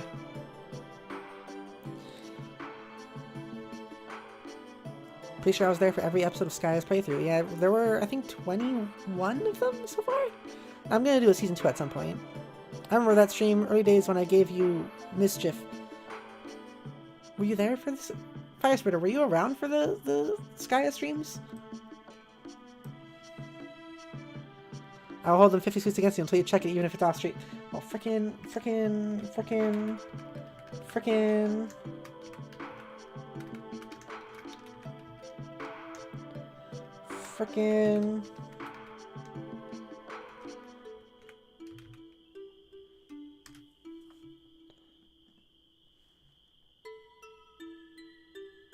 There. Now you got your points back plus interest. Listen, I just worry about you. I'm doing okay. Don't worry. Like, I went for a few years without having a Dexcom on to tell me my readings automatically. I've had this before. I'll be okay. Okay, so Skya. Let's go read. Skya, I do have a paper for. Did I put the calendar in the Discord server? I did not. I should do that.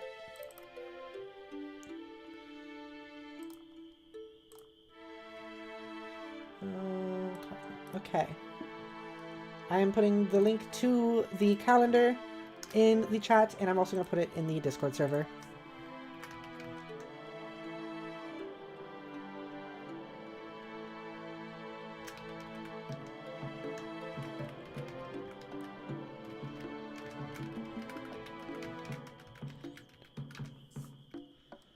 Oh, and I always forget where the E goes in calendar. Is that it?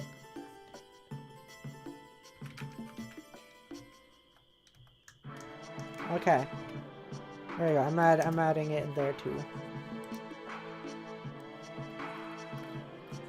Okay.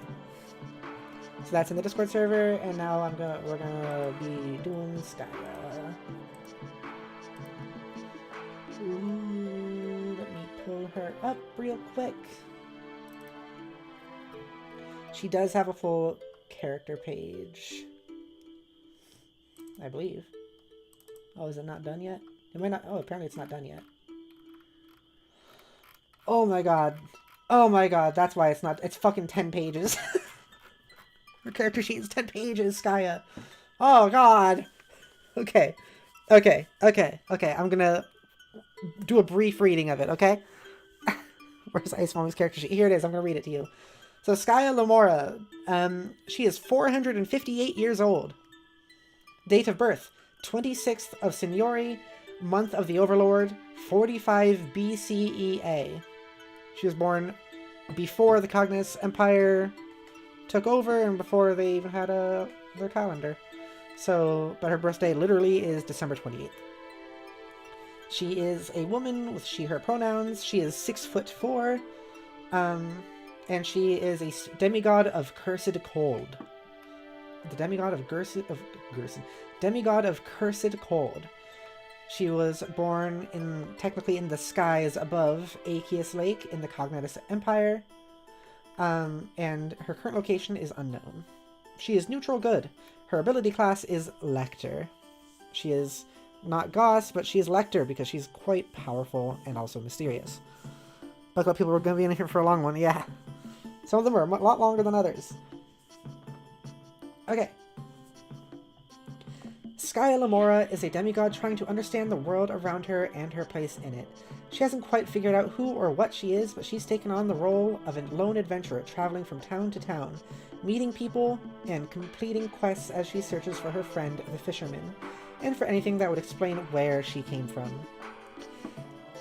There's the appearance, but like you can see Skya here, so I'm not going to do the appearance thing. Some of her magic abilities, or just her special abilities in general.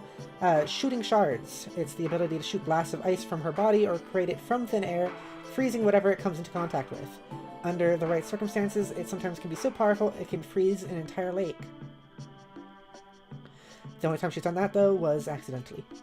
Ice Weaver. Skya carries with her a magnificent greatsword of which she took from a slain enemy.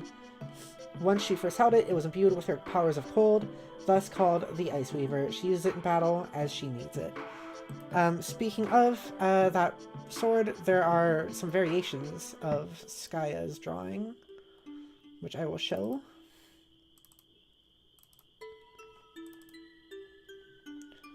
You have to make sure not to show any of the nude versions. I have nude versions of some of these characters. Oh.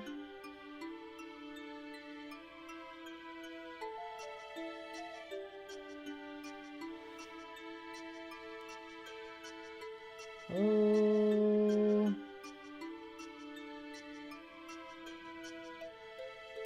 Oh, I'm trying to find the right one. There's so many things here. Okay, I think this is it. Okay, there we go. This is Skya fully armored up. There's a lot. She's got a lot of armor. If you go to, you can see the differences there. She has a little bug friend on her back that is clinging to her right there. She has a mask. She has her sword Ice Weaver on her back. She has a knife. She has, I don't know if her wings, her like the bug wings are on the other version. Oh, no, they aren't. So yeah, she has like bug wings that are part of armor on her back. Yeah. Yeah. She's got quite a lot. She's got quite a lot. Speaking of also her equipment, this bow that you see her holding, I have that bow IRL. I am going, here, hang on, hang on, hang on, hang on, hang on, hang on, hang on, hang on, hang on, hang on, chat, hang on, hang on, chat, hang on, hang on, hang on, chat, hang on, hang on, chat, hang on, hang on, chat, chat, snacks, hang on, hang on, hang on, hang on, snacks, chat, snacks, chat, hang on, hang on. No, I don't think we will hold on. But why?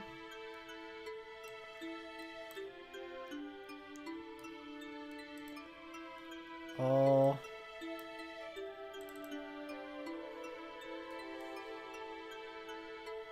What I holding on to? I was talking the dog out. I'm sorry. You're fine. I'm just trying to open a window. Why? It's not letting me do it. Frickin'.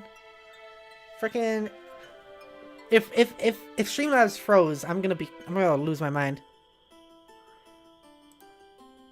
Stop staring at her crotch. The crotch calls to us too much. Oh, hold on. I'm hanging on. I'm sorry. Now it's just being annoying.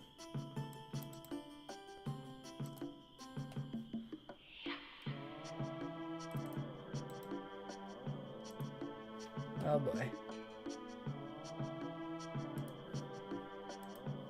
Oh boy.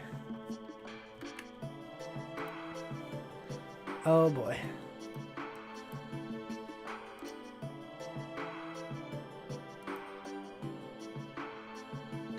Are you?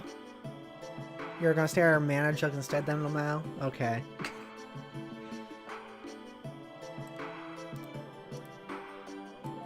What? Oh, I don't want to close it. Streamlabs, please.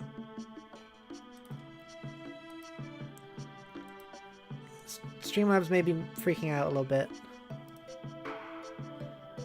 Can I, like... Hang on. Nope, Streamlabs may be not working currently. Like, it's working, but I can't... Like, my stream is still going, but I can't move anything. You passed your panic to my thing. Oh, gosh, dang it.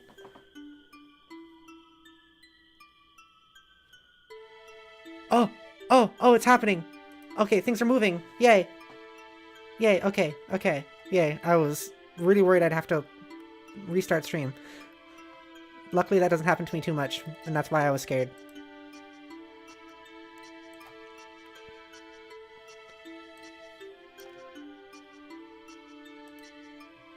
Come on, you got this. You got this, computer.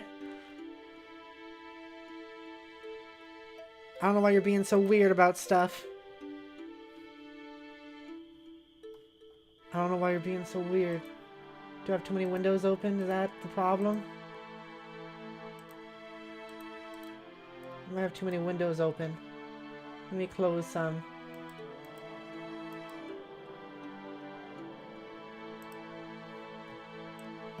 If I can. Chat, how are you doing? Princess, I love Skya. We need to close some stuff? Yeah, I'm doing that. Actually, that might have been my influence, helping to boost the panic. It was you and Scarlet that did this? Oh my god. What the hell?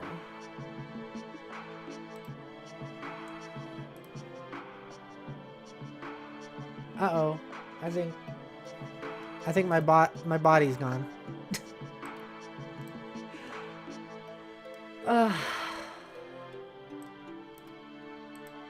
Oi.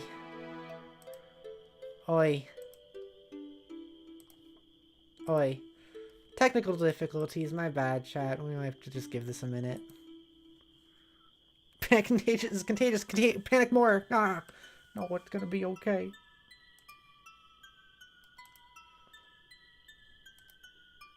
I'm closing more windows. Hoping this will help things.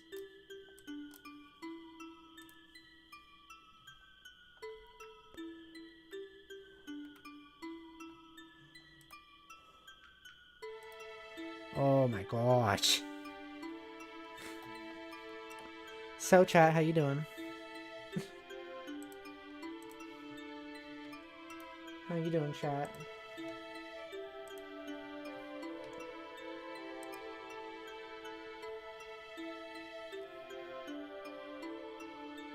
I would go to a break screen or something while I'm doing this, but it's not... Wait, can you not hear me anymore? Chat, can you still hear me?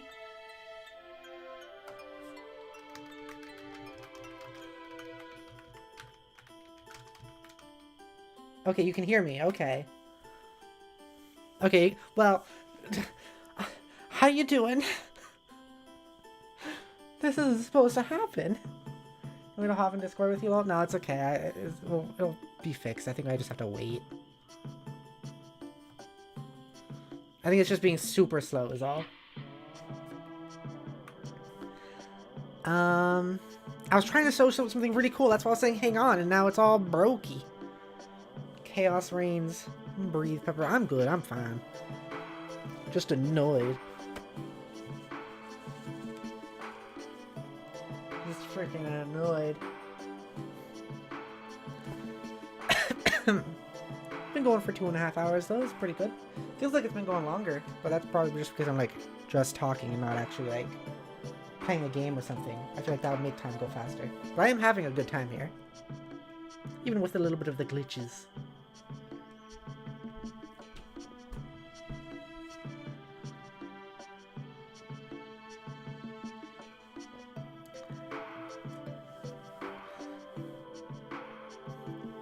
Covered headed 2 on what? What do you mean covered? What is she covered in? I read that as covered from head to toe in McD's, and I was very confused by you.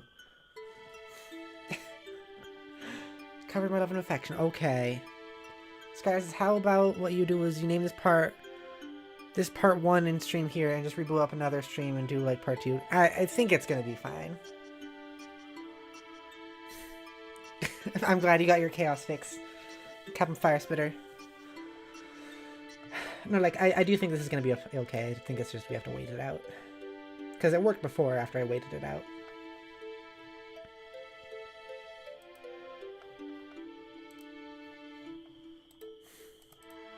Oh, I think it might be happening. Something's happening.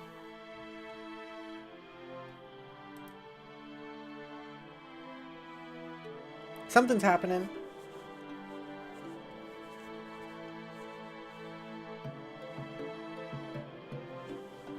You guys can't see it, but something's happening right now.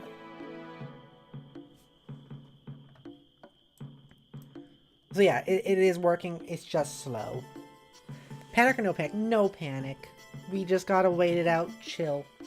We gotta wait it out all chill like. We gotta be chill and just let it go. Let it do its thing. Good, bad, or kinky something. No, it's just, we're fine. What do you mean kinky? What are you talking about? Why are you mentioning kinky things?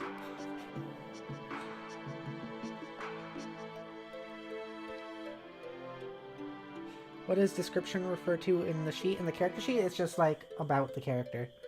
Like, what's a brief summary of the character if you were to try to describe the character in like 2 or 3 sentences?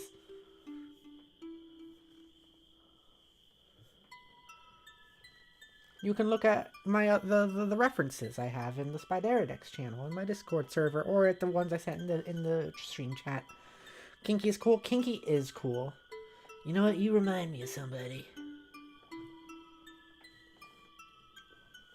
Oh, oh.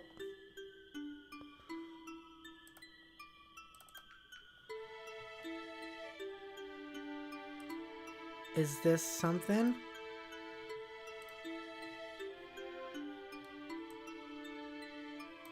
This might be something. It also might not be something. I really wanted to show this. It was really cool.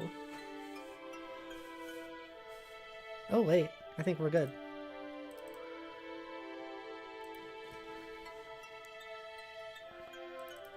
Okay, I think we're good.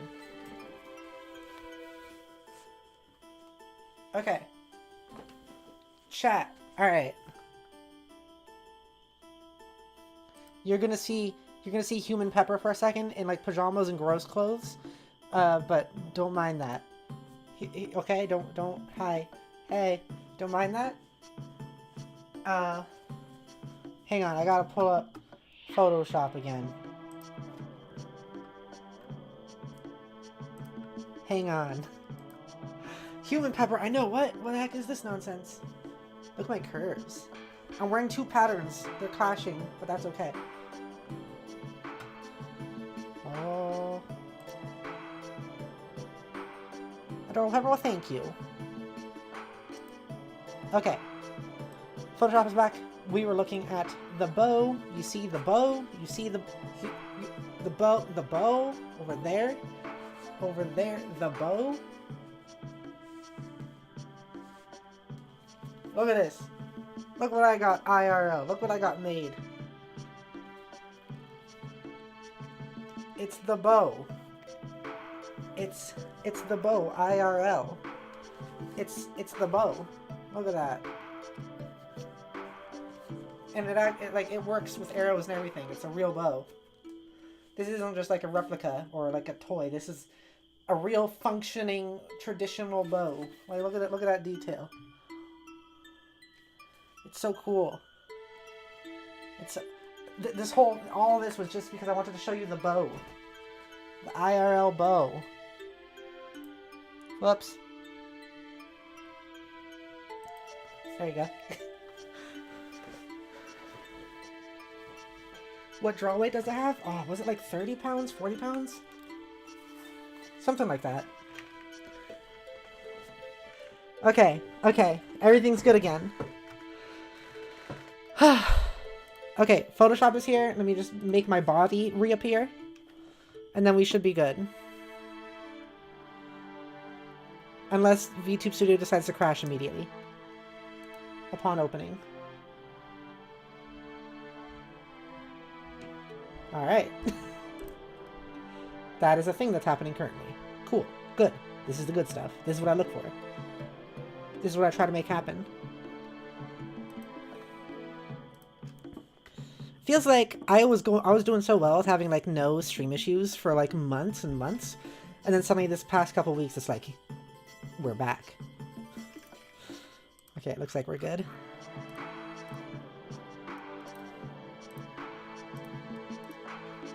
Okay, okay, we're good.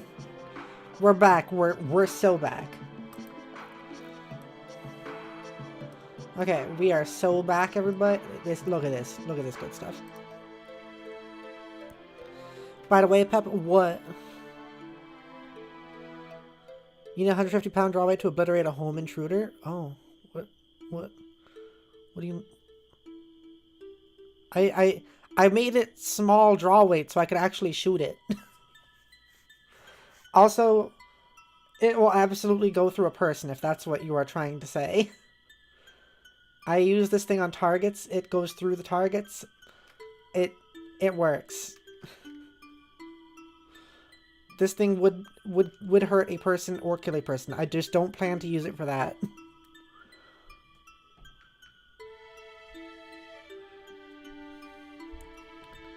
You want to put in listeners, Shita is wandering alongside Skya? How about he just likes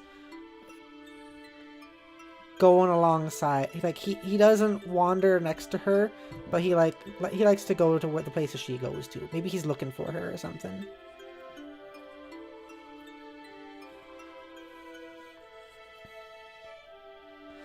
Okay.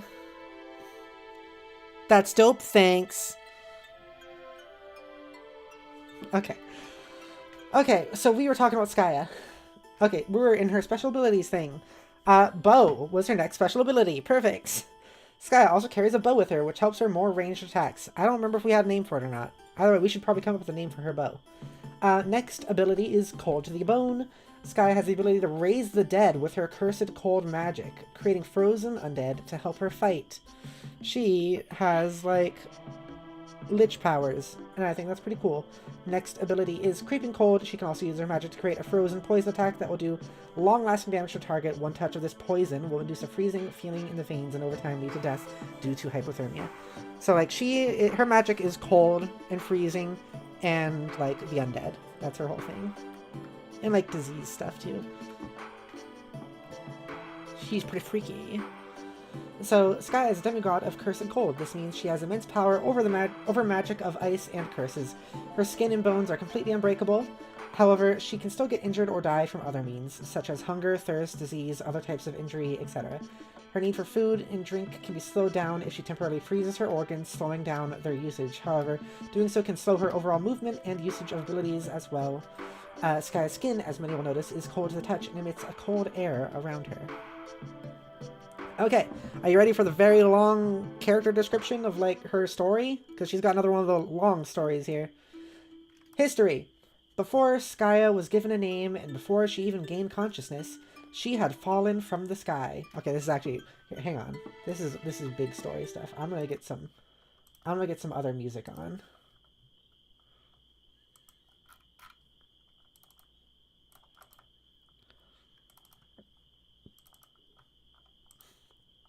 Just a minute.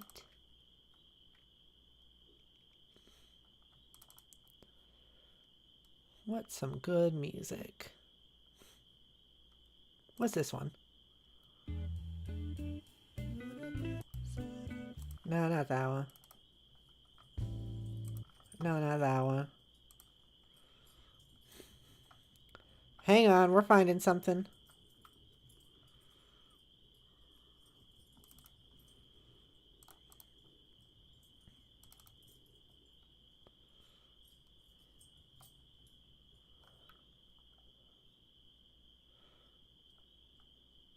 Oh?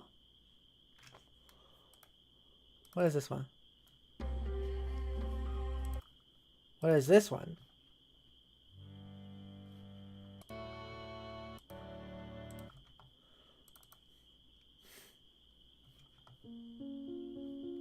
This is dramatic. This is dramatic. This is dramatic enough, I think. Okay. Before Skya was given a name, and before she even gained consciousness, she had fallen from the sky. Her very first memory was plummeting down to the surface of what would soon be declared to be the newly formed Cognatus Empire. Her impact with the ground was so intense that it created an enormous crater, forming a lake with the surrounding rivers. The sound of her landing was heard for hundreds of miles, and it was certainly felt, too. Upon impact, there was an immediate freezing of all the surrounding... Oh, wait. Hang on. Let me just scroll up to her face a little bit. Upon impact, there was an immediate freezing of all the surrounding land, creating ice and blizzards, permanently changing the area's climate in unnatural ways. The first to freeze was the lake she had just created with her fall. In turn, this trapped her inside of it, at the very bottom. She was completely frozen, barely experiencing the passage of time, and it did indeed pass. It took hundreds of years for the lake to thaw enough to finally bring Skya to the surface. Only after 457 years exactly did she come into contact with the air above once more, and once she was freed, laying upon the icy surface of the lake, she opened her eyes for the first time. Consciousness flooded her mind as she examined her surroundings. There were strange clumps of rock with glowing blue lights all around her, having fallen to the surface alongside her. In front of her, though, was an old fisherman, looking down at her, worried for her condition. The man took her into a small lakeside cabin and gave her clothes and food. I have a separate writing of Skaya's introduction here. Would this be it?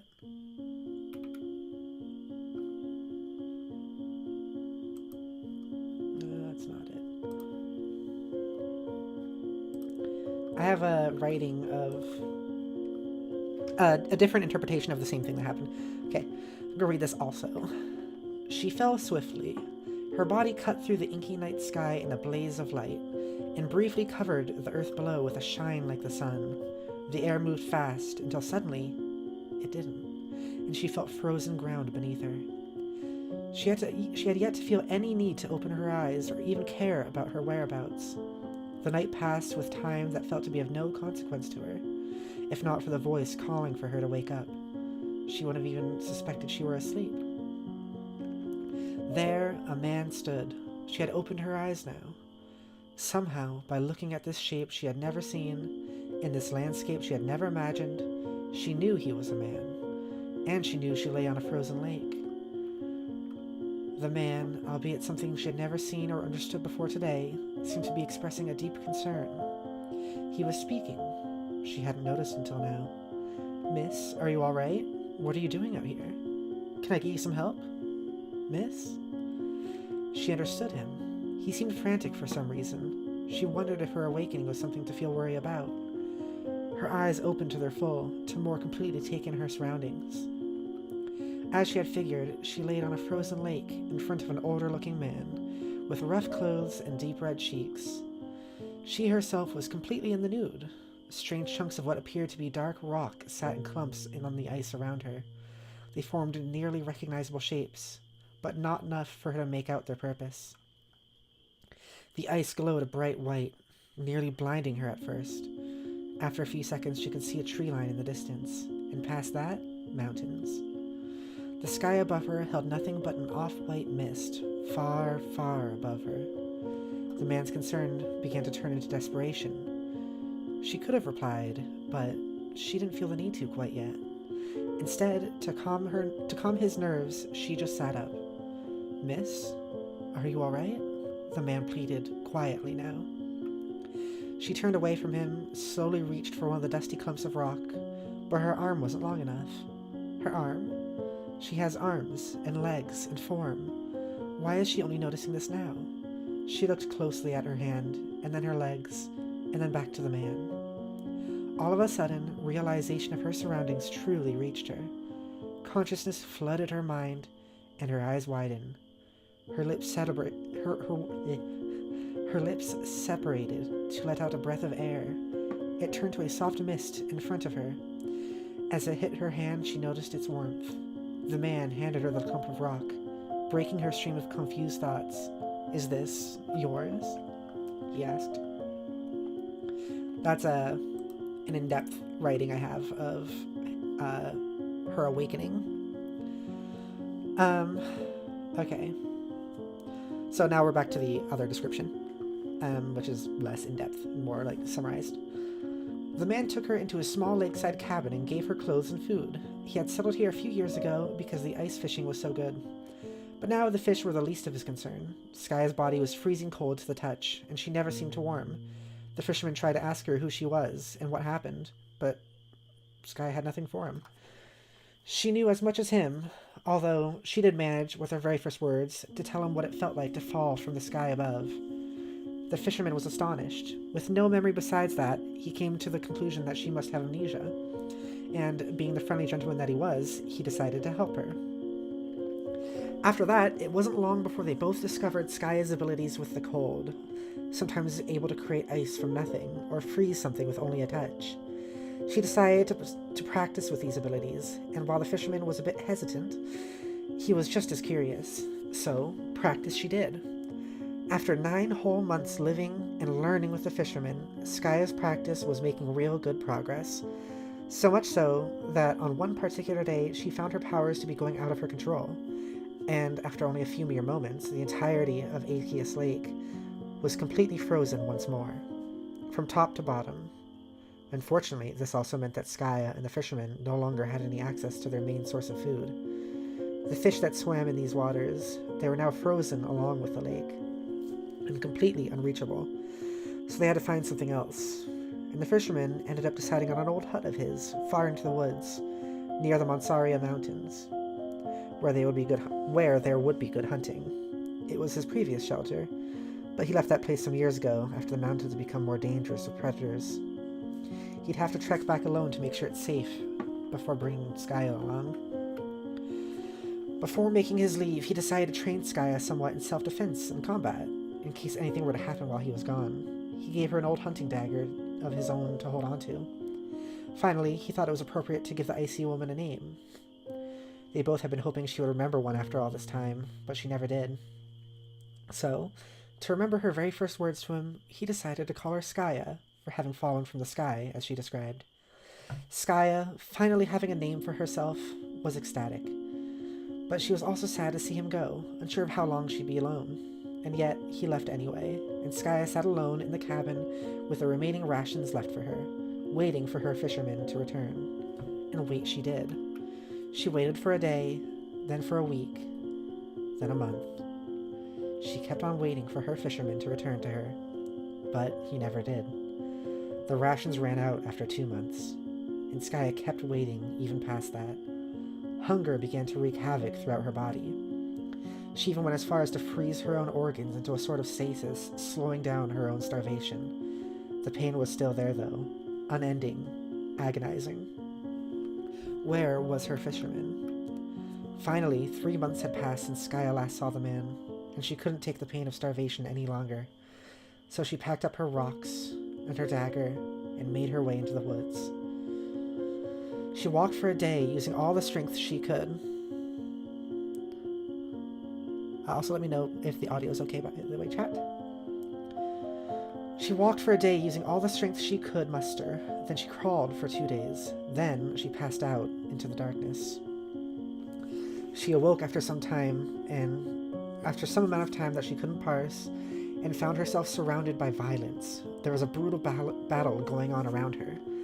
Soldiers of the Empire had been fighting some sort of militia group, both sides wielding swords, guns, and axes. But Skaya didn't know that. She was completely unaware of the rising rebellions fighting the Cognitus Empire, and even if she wasn't, she wouldn't have cared, because all that was on her mind were the loaves of bread hanging out of a saddlebag stuck to a gutted horse carcass. She was suddenly filled with adrenaline as she rushed for the bag and began scarfing down every loaf. She must have passed out again, because later she found herself suddenly imprisoned in an underground fortress with the militia, each locked within their own cell. Apparently she was to be executed along with the rest the next day. Despite that, the guardsmen still fed her at the very least until then. They also let her keep her rocks. They must have not thought anything of a poor-looking woman carrying around meaningless stones. They did take her dagger, however, understandably so, Skaya thought. That night, with newfound energy after having finally eaten, Skaya took some time to examine her rocks. To her surprise, she found that they fit together, like puzzle pieces. Bit by bit, she put them together, creating her very own armor out of them. There were 2 shoulder-length gauntlets, 2 thigh-high leg guards, and some extras she could use to cover up her remaining private parts, as the fisherman had previously made her aware that it's inappropriate to allow those to show. Skye didn't get why, though. Lastly, there was some sort of mask, one that would go over her eyes. But before she could try any of it on, her cell doors opened, and she was dragged to the execution chamber. By the way, the mask, once again...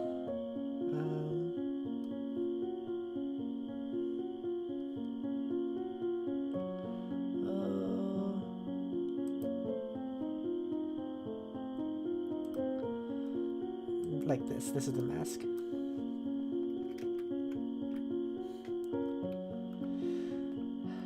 Okay, she was dragged to the execution chamber. There, they laid her down on a stone table and forced a tube down her throat. She tried to cry out, and she tried to free herself, but they had strapped her down. Only then did she notice a teal-colored mist flowing through the tube and into her lungs. Her eyes watered, but she didn't feel any pain from it. 10 minutes passed, and she could see the guardsmen around her looking confused. They were talking with some bearded man in a cloak. Excuse me. Seemingly distressed that she hadn't died yet. One of them suggested their blade instead. The bearded man nodded, and with that the soldier had his sword raised above her, and it came plunging down upon her neck. Everything went dark. Skaya was scared. So very scared. She wasn't ready to go so soon. After what felt like days more of darkness, she finally opened her eyes again. She was back in her cell with a scorching pain running through her shoulder and neck. Her skin was swollen with a rotten purple where they had attempted to cut her. It hurt like nothing she'd ever felt before. A burning hell clawing at her veins, trying to break free from her skin. A few hours later, the bearded man was unlocking her door and glaring at her with furious curiosity. He asked her question after question. Who was she? Was she with the militia? Where'd she come from? Why was she here? Skaya had nothing to say. A tear rolled down her face. The man reached towards her as if to try to brush it away, but did nothing. He stood up and remarked on her swollen shoulder as if to mock Skaya. Perhaps he was upset that she didn't have anything to give him. He walked out of the room and locked the cell once more, leaving Skaya all alone yet again. That night, full of pain, Skaya decided to get back to work on her armor of rocks. She placed every piece upon her body, one at a time, until finally coming back to the mask. It had some horn-like antlers stretching from both sides of it. She had to brush it through her hair to get it to fit properly on her face. But there it was, blocking her vision entirely, until, all of a sudden, Skaya could see through the mask. She could see her surroundings in a way that she couldn't describe. She could look at them, not only see what was facing her, but also what was facing away from her, normally not visible, and even what was inside her surroundings. What the stone walls were composed of, and beyond. Everything was shrouded in a sort of shadow, and Skaya realized that she actually couldn't truly see any of this, but with the mask on, she knew it was there.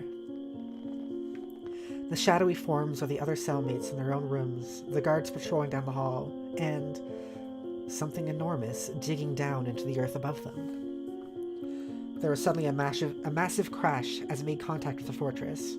The shadowy figures of everyone around her began to panic, and Skaya took off her mask to see that the walls were crumbling. Her cell door was smashed open by a huge boulder, and with her armor on, she rushed out. She was able to catch up with two other women trying to escape. With them, she moved throughout the halls and tunnels, making their way as fast as they could to the surface. On the way, they came across the beasts causing the mess. Two giant beetle-like leviathans were digging their way through the fortress, as if looking for something. Their claws tore through stone like paper, not stopping for anything. Any poor soul that found themselves in the way were turned to shreds as the creature bore their way through. Luckily, Skaya and the two other women were able to safely make it to the surface and escape. On the way, Skaya noticed that one of them had her dagger, supposedly taken off one of the guards. Once freed, with the shining bright above them, Skaya tried to take it back, but the woman drew it on her all of a sudden. She muttered some sort of threat, something else about not being a part of this. Skaya could relate. But before she could say anything else, the woman ran from them, dashing into the woods with her dagger. Skaya was upset, but her mind was too shrouded with adrenaline from her breakout to think much about it. The other woman suggested to Skaya that they stick together. Apparently she lives somewhat close in a village called Lakestone. The two decided to make their way there together. On their way, Skaya vowed to find the fisherman, wherever he was. Not only did she not know that the fisherman was already dead, but also that she was about to discover everything about herself. And that's Skaya's backstory. You might be able to tell I have a little bit more invested in Skaya. I'm gonna read the chat.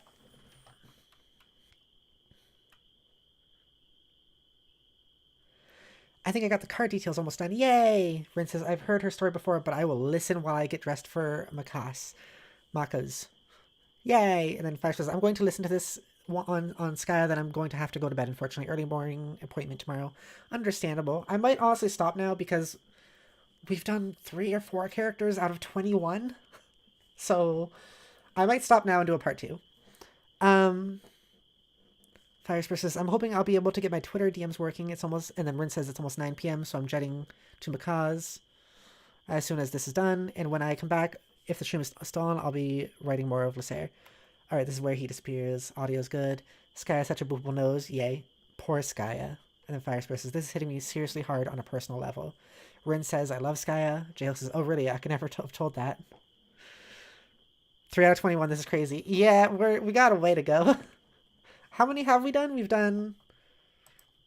We did... Frickin' Cleo. Hang on, actually, it's in the... It is in the Discord, right? It's pronounced Lasser. Okay. Lasser. Discord. Also post Skya's sheet, I should. Because I guess that does sound like it's pretty done. Cleo... Who else did we do? We didn't do just Cleo, right? Let me also read Skya's personality, though. Skya is a caring and sweet soul with a fiery determination. She's quiet and speaks in a soft voice, but she fights with every ounce of energy she has. She will do whatever she can to find her fisherman and to understand the world around her. She's curious and innocent as of now, but she wants to learn. Relationships, closest to her is the fisherman that took her from the lake where she was frozen. Besides that, she has made many acquaintances with the townsfolk she's met on her travels. They're often rather fond of her as she helps them on their errands and quests. Cleo, Calliope, and Skya. Did we do some before Cleo? Did we do something before Cleo? Did we do someone before Cleo? Hang on. Flat-chested demon lady. Flat-chested demon lady. Let me look at my freaking...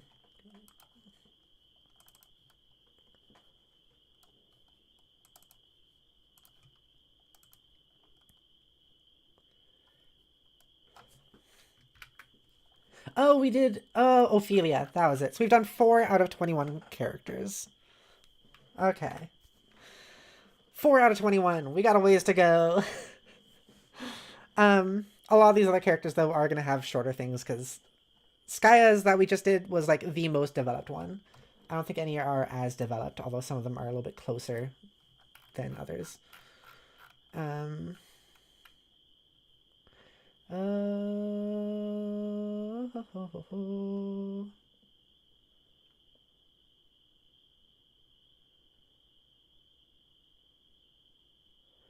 Okay. So something else that you might see on the character sheets is something that says time, period X or period Y. Period X means they come from Monastery Lost, while period Y means they come from or are on Earth. Okay, so yeah, I'd say this was done. I'd say Skya is done. So I will move that into finished characters. And I will send that to the server so people can read on Skya finally. Yay! Okay.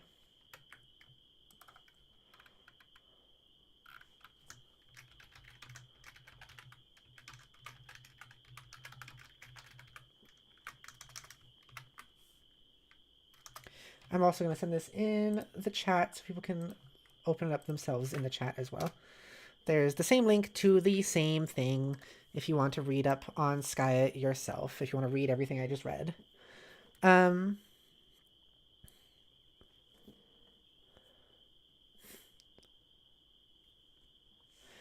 hope my reply to you on community post has helped you somewhat. I have not seen it yet. What did you say on my community post?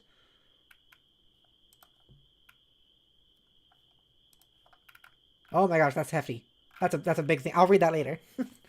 I didn't see that yet. Thank you for replying to it. For instance, I can read Skya and adore her even more than I already do. Foxtrot is a close second, though. Yeah, Foxtrot is another favorite of many's, but I don't think she has much story yet. Isla is also another favorite. Firespreader says, Skya's story does hit me personally hard, or seriously hard on a real personal level, more than you can imagine. Well, I'm glad that it's, like, good then. I hope you're feeling alright. I hope it didn't affect you too badly. But I'm really glad it, like, works. I wanted to also show before we go, another thing I have is the height chart of all the characters. Would everyone like to see the height of all the characters compared to each other? Because here it is.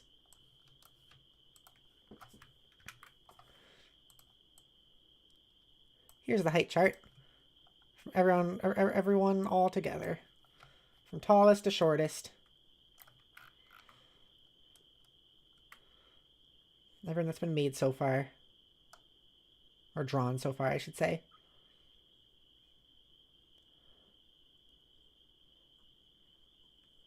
So many characters. So many characters. And we've done 4 of them. We've done 4 of them.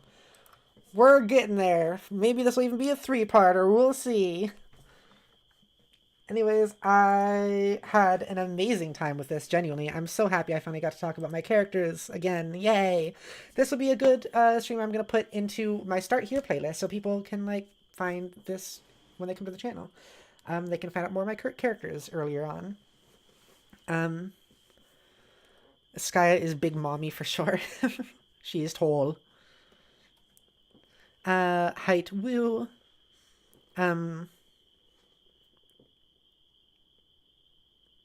If I'm able to send you a donation, that'll be 22 characters. You mean like donating a character? That's if I draw it.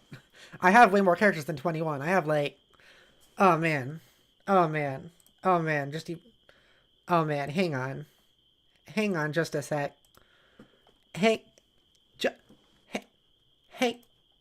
on just a sec. Let me read to you all the characters that so far exist within this world. All the named characters. Are you ready? Pepper, Molly, Lychee, Abiska, Calliope, Sasha, Emma, Wendy, Isla, Foxtrot, Ophelia, Skya, Marilyn, Cleo, Yvette, Rio. Those are the ones we see here on the screen. But then there's also Alyssa, Serenity, Cheyenne, Sylvia, Emily, Lily, Christina, Penelope, Kevin, Tookie, Lord King, Millicent, Victor, Cartania, Lilia, Saria, Mastro, Sarah, Maria, Epithumia, Pierce, Georgie, Fighter, Warrior, Killer, Blush, Sunny, Melody, Maya, Dorinai, Guston, Himbri, Bark, Ermit, Carlisle, Slurge, Zygen, Vel, Slayer, Morrigan, Willow, Quack, Machi, Mikael, Marlin, Echo, Whistletongue, Baldy, Wilbur, Squirta, Wilcius, Kai, Nadia, Eleanor, Luca, the Goblin King, Cassius, Lil Dickum, Icarus, Senu, Schick, Doom, Darren, Stagmeyer, Zyra, Benedict, Zetchi, Lucinda, Tonk, Cryptic, Goodnight, Inkfell, Jimmy Oblique, Jeremy, Villagerloss, Demure, Peter, Waffle, Tic Tac, Nap, The Friend, Gregory, Devin, Marshall, Clegane, Clune, Fursk, Shoepike Ulitsum, Princess Egg, Gamma, Dalte, Roxy, Hottie, I guess isn't up there, Adoret, Marvin, Michael, Elsa, Quinn, Mandy, Jada, Will, Mr. Bald, Derek, and then that's not even this was updated like a year ago. This is not including the ones that have been made since then that are in like the quiet year. Mr. Bald, and yes, Lil Dickum. Lil Dickum. It's a good character. I'm pretty sure Lil Dickum's a dog. Oh man, now I gotta hang on. Hang on. Hang on.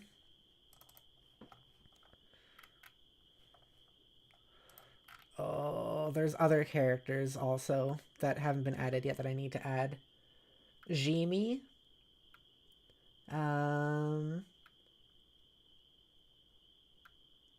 Taro. Teltis. Tilte.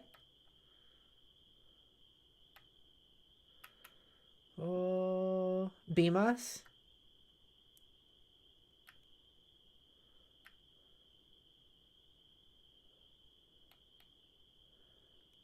Oh, Kilova.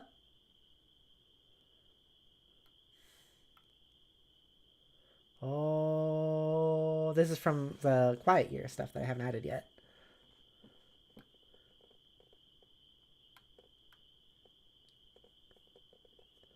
Oh. Oh.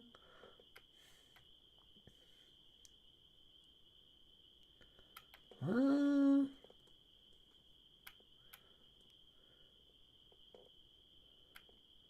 Where are the other ones in here?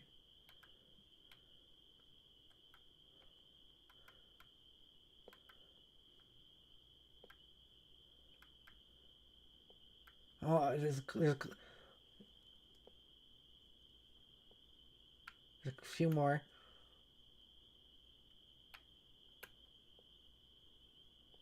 What is that? Eobides?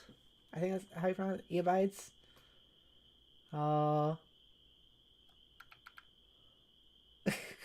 I'm just reading this entire thing.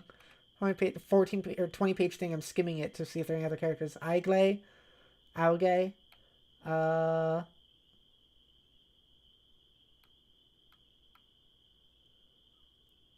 Sabuska.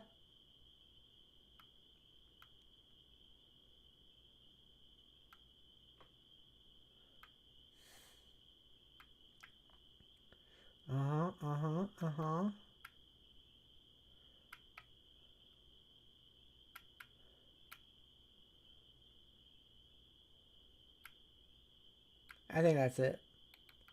There might be more. Anyways. Okay. Okay. We're going to end the stream there.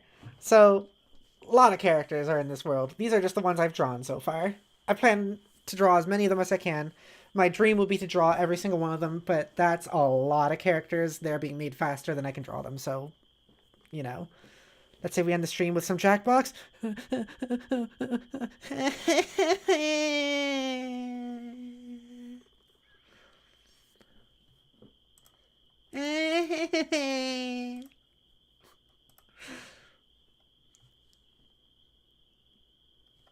Hang on, let's just see it. Okay. So, thank you very so much for watching. You're all wonderful people. I love you so much. This was genuinely so fun. Made like 1 million membership donations. Pepper gave me loads of sweets as a payment. You did make a lot of members exist. Which means I'm gonna have to read another really big list in a minute. But yeah, this was genuinely like really fun. I'm really glad I got to talk about my world. This was like, it was like I said, it's kind of not rushed, but it was more so simplified some of the stuff, particularly the stuff about the entire world. Like there's more depth about that. I would definitely recommend watching, like going to my channel and clicking podcasts and watching either Monster Play or The Quiet Year. The Quiet Year has a bit more world building. The Monster Play one is a bit more about like individual characters, but that one's also like a year old with people who don't really show up on the channel anymore. And it was gonna have a season 2, but who knows at this point. Either way, though, that's more ways to learn about the world.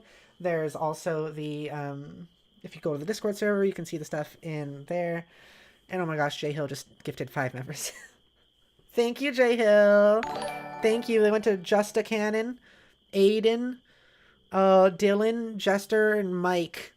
Fucking Mike. I don't know who that is. 5 says, if I see a DM from you, I'm able to respond. It's one step closer. Hell yeah. Jay is Big Papa War Books. God damn. You haven't seen what else J Hill has done. This is not the first time J Hill has done this. This has happened like 20 other times, and I'm not even exaggerating, like around that many. If you'd like to support the channel, please consider becoming a member. If you do, get special benefits like emotes, badges, shoutouts, and even the possibility of joining me in streams or my Minecraft realm. Cool fact about the Minecraft realm, actually, since we're doing our thing here, the Minecraft realm exists within this world. within the world that we're talking about, within Spidere, in the Cognatus Empire, there's a state called Treblaskus, and that is the Minecraft world. So if you build anything in the Minecraft world, it becomes canon to this world, actually. Even if it's like a Minecraft dick. So, cool benefit if you become if you become a member. Cool benefit if you become a tier 3 member, you know. Anyways, yeah,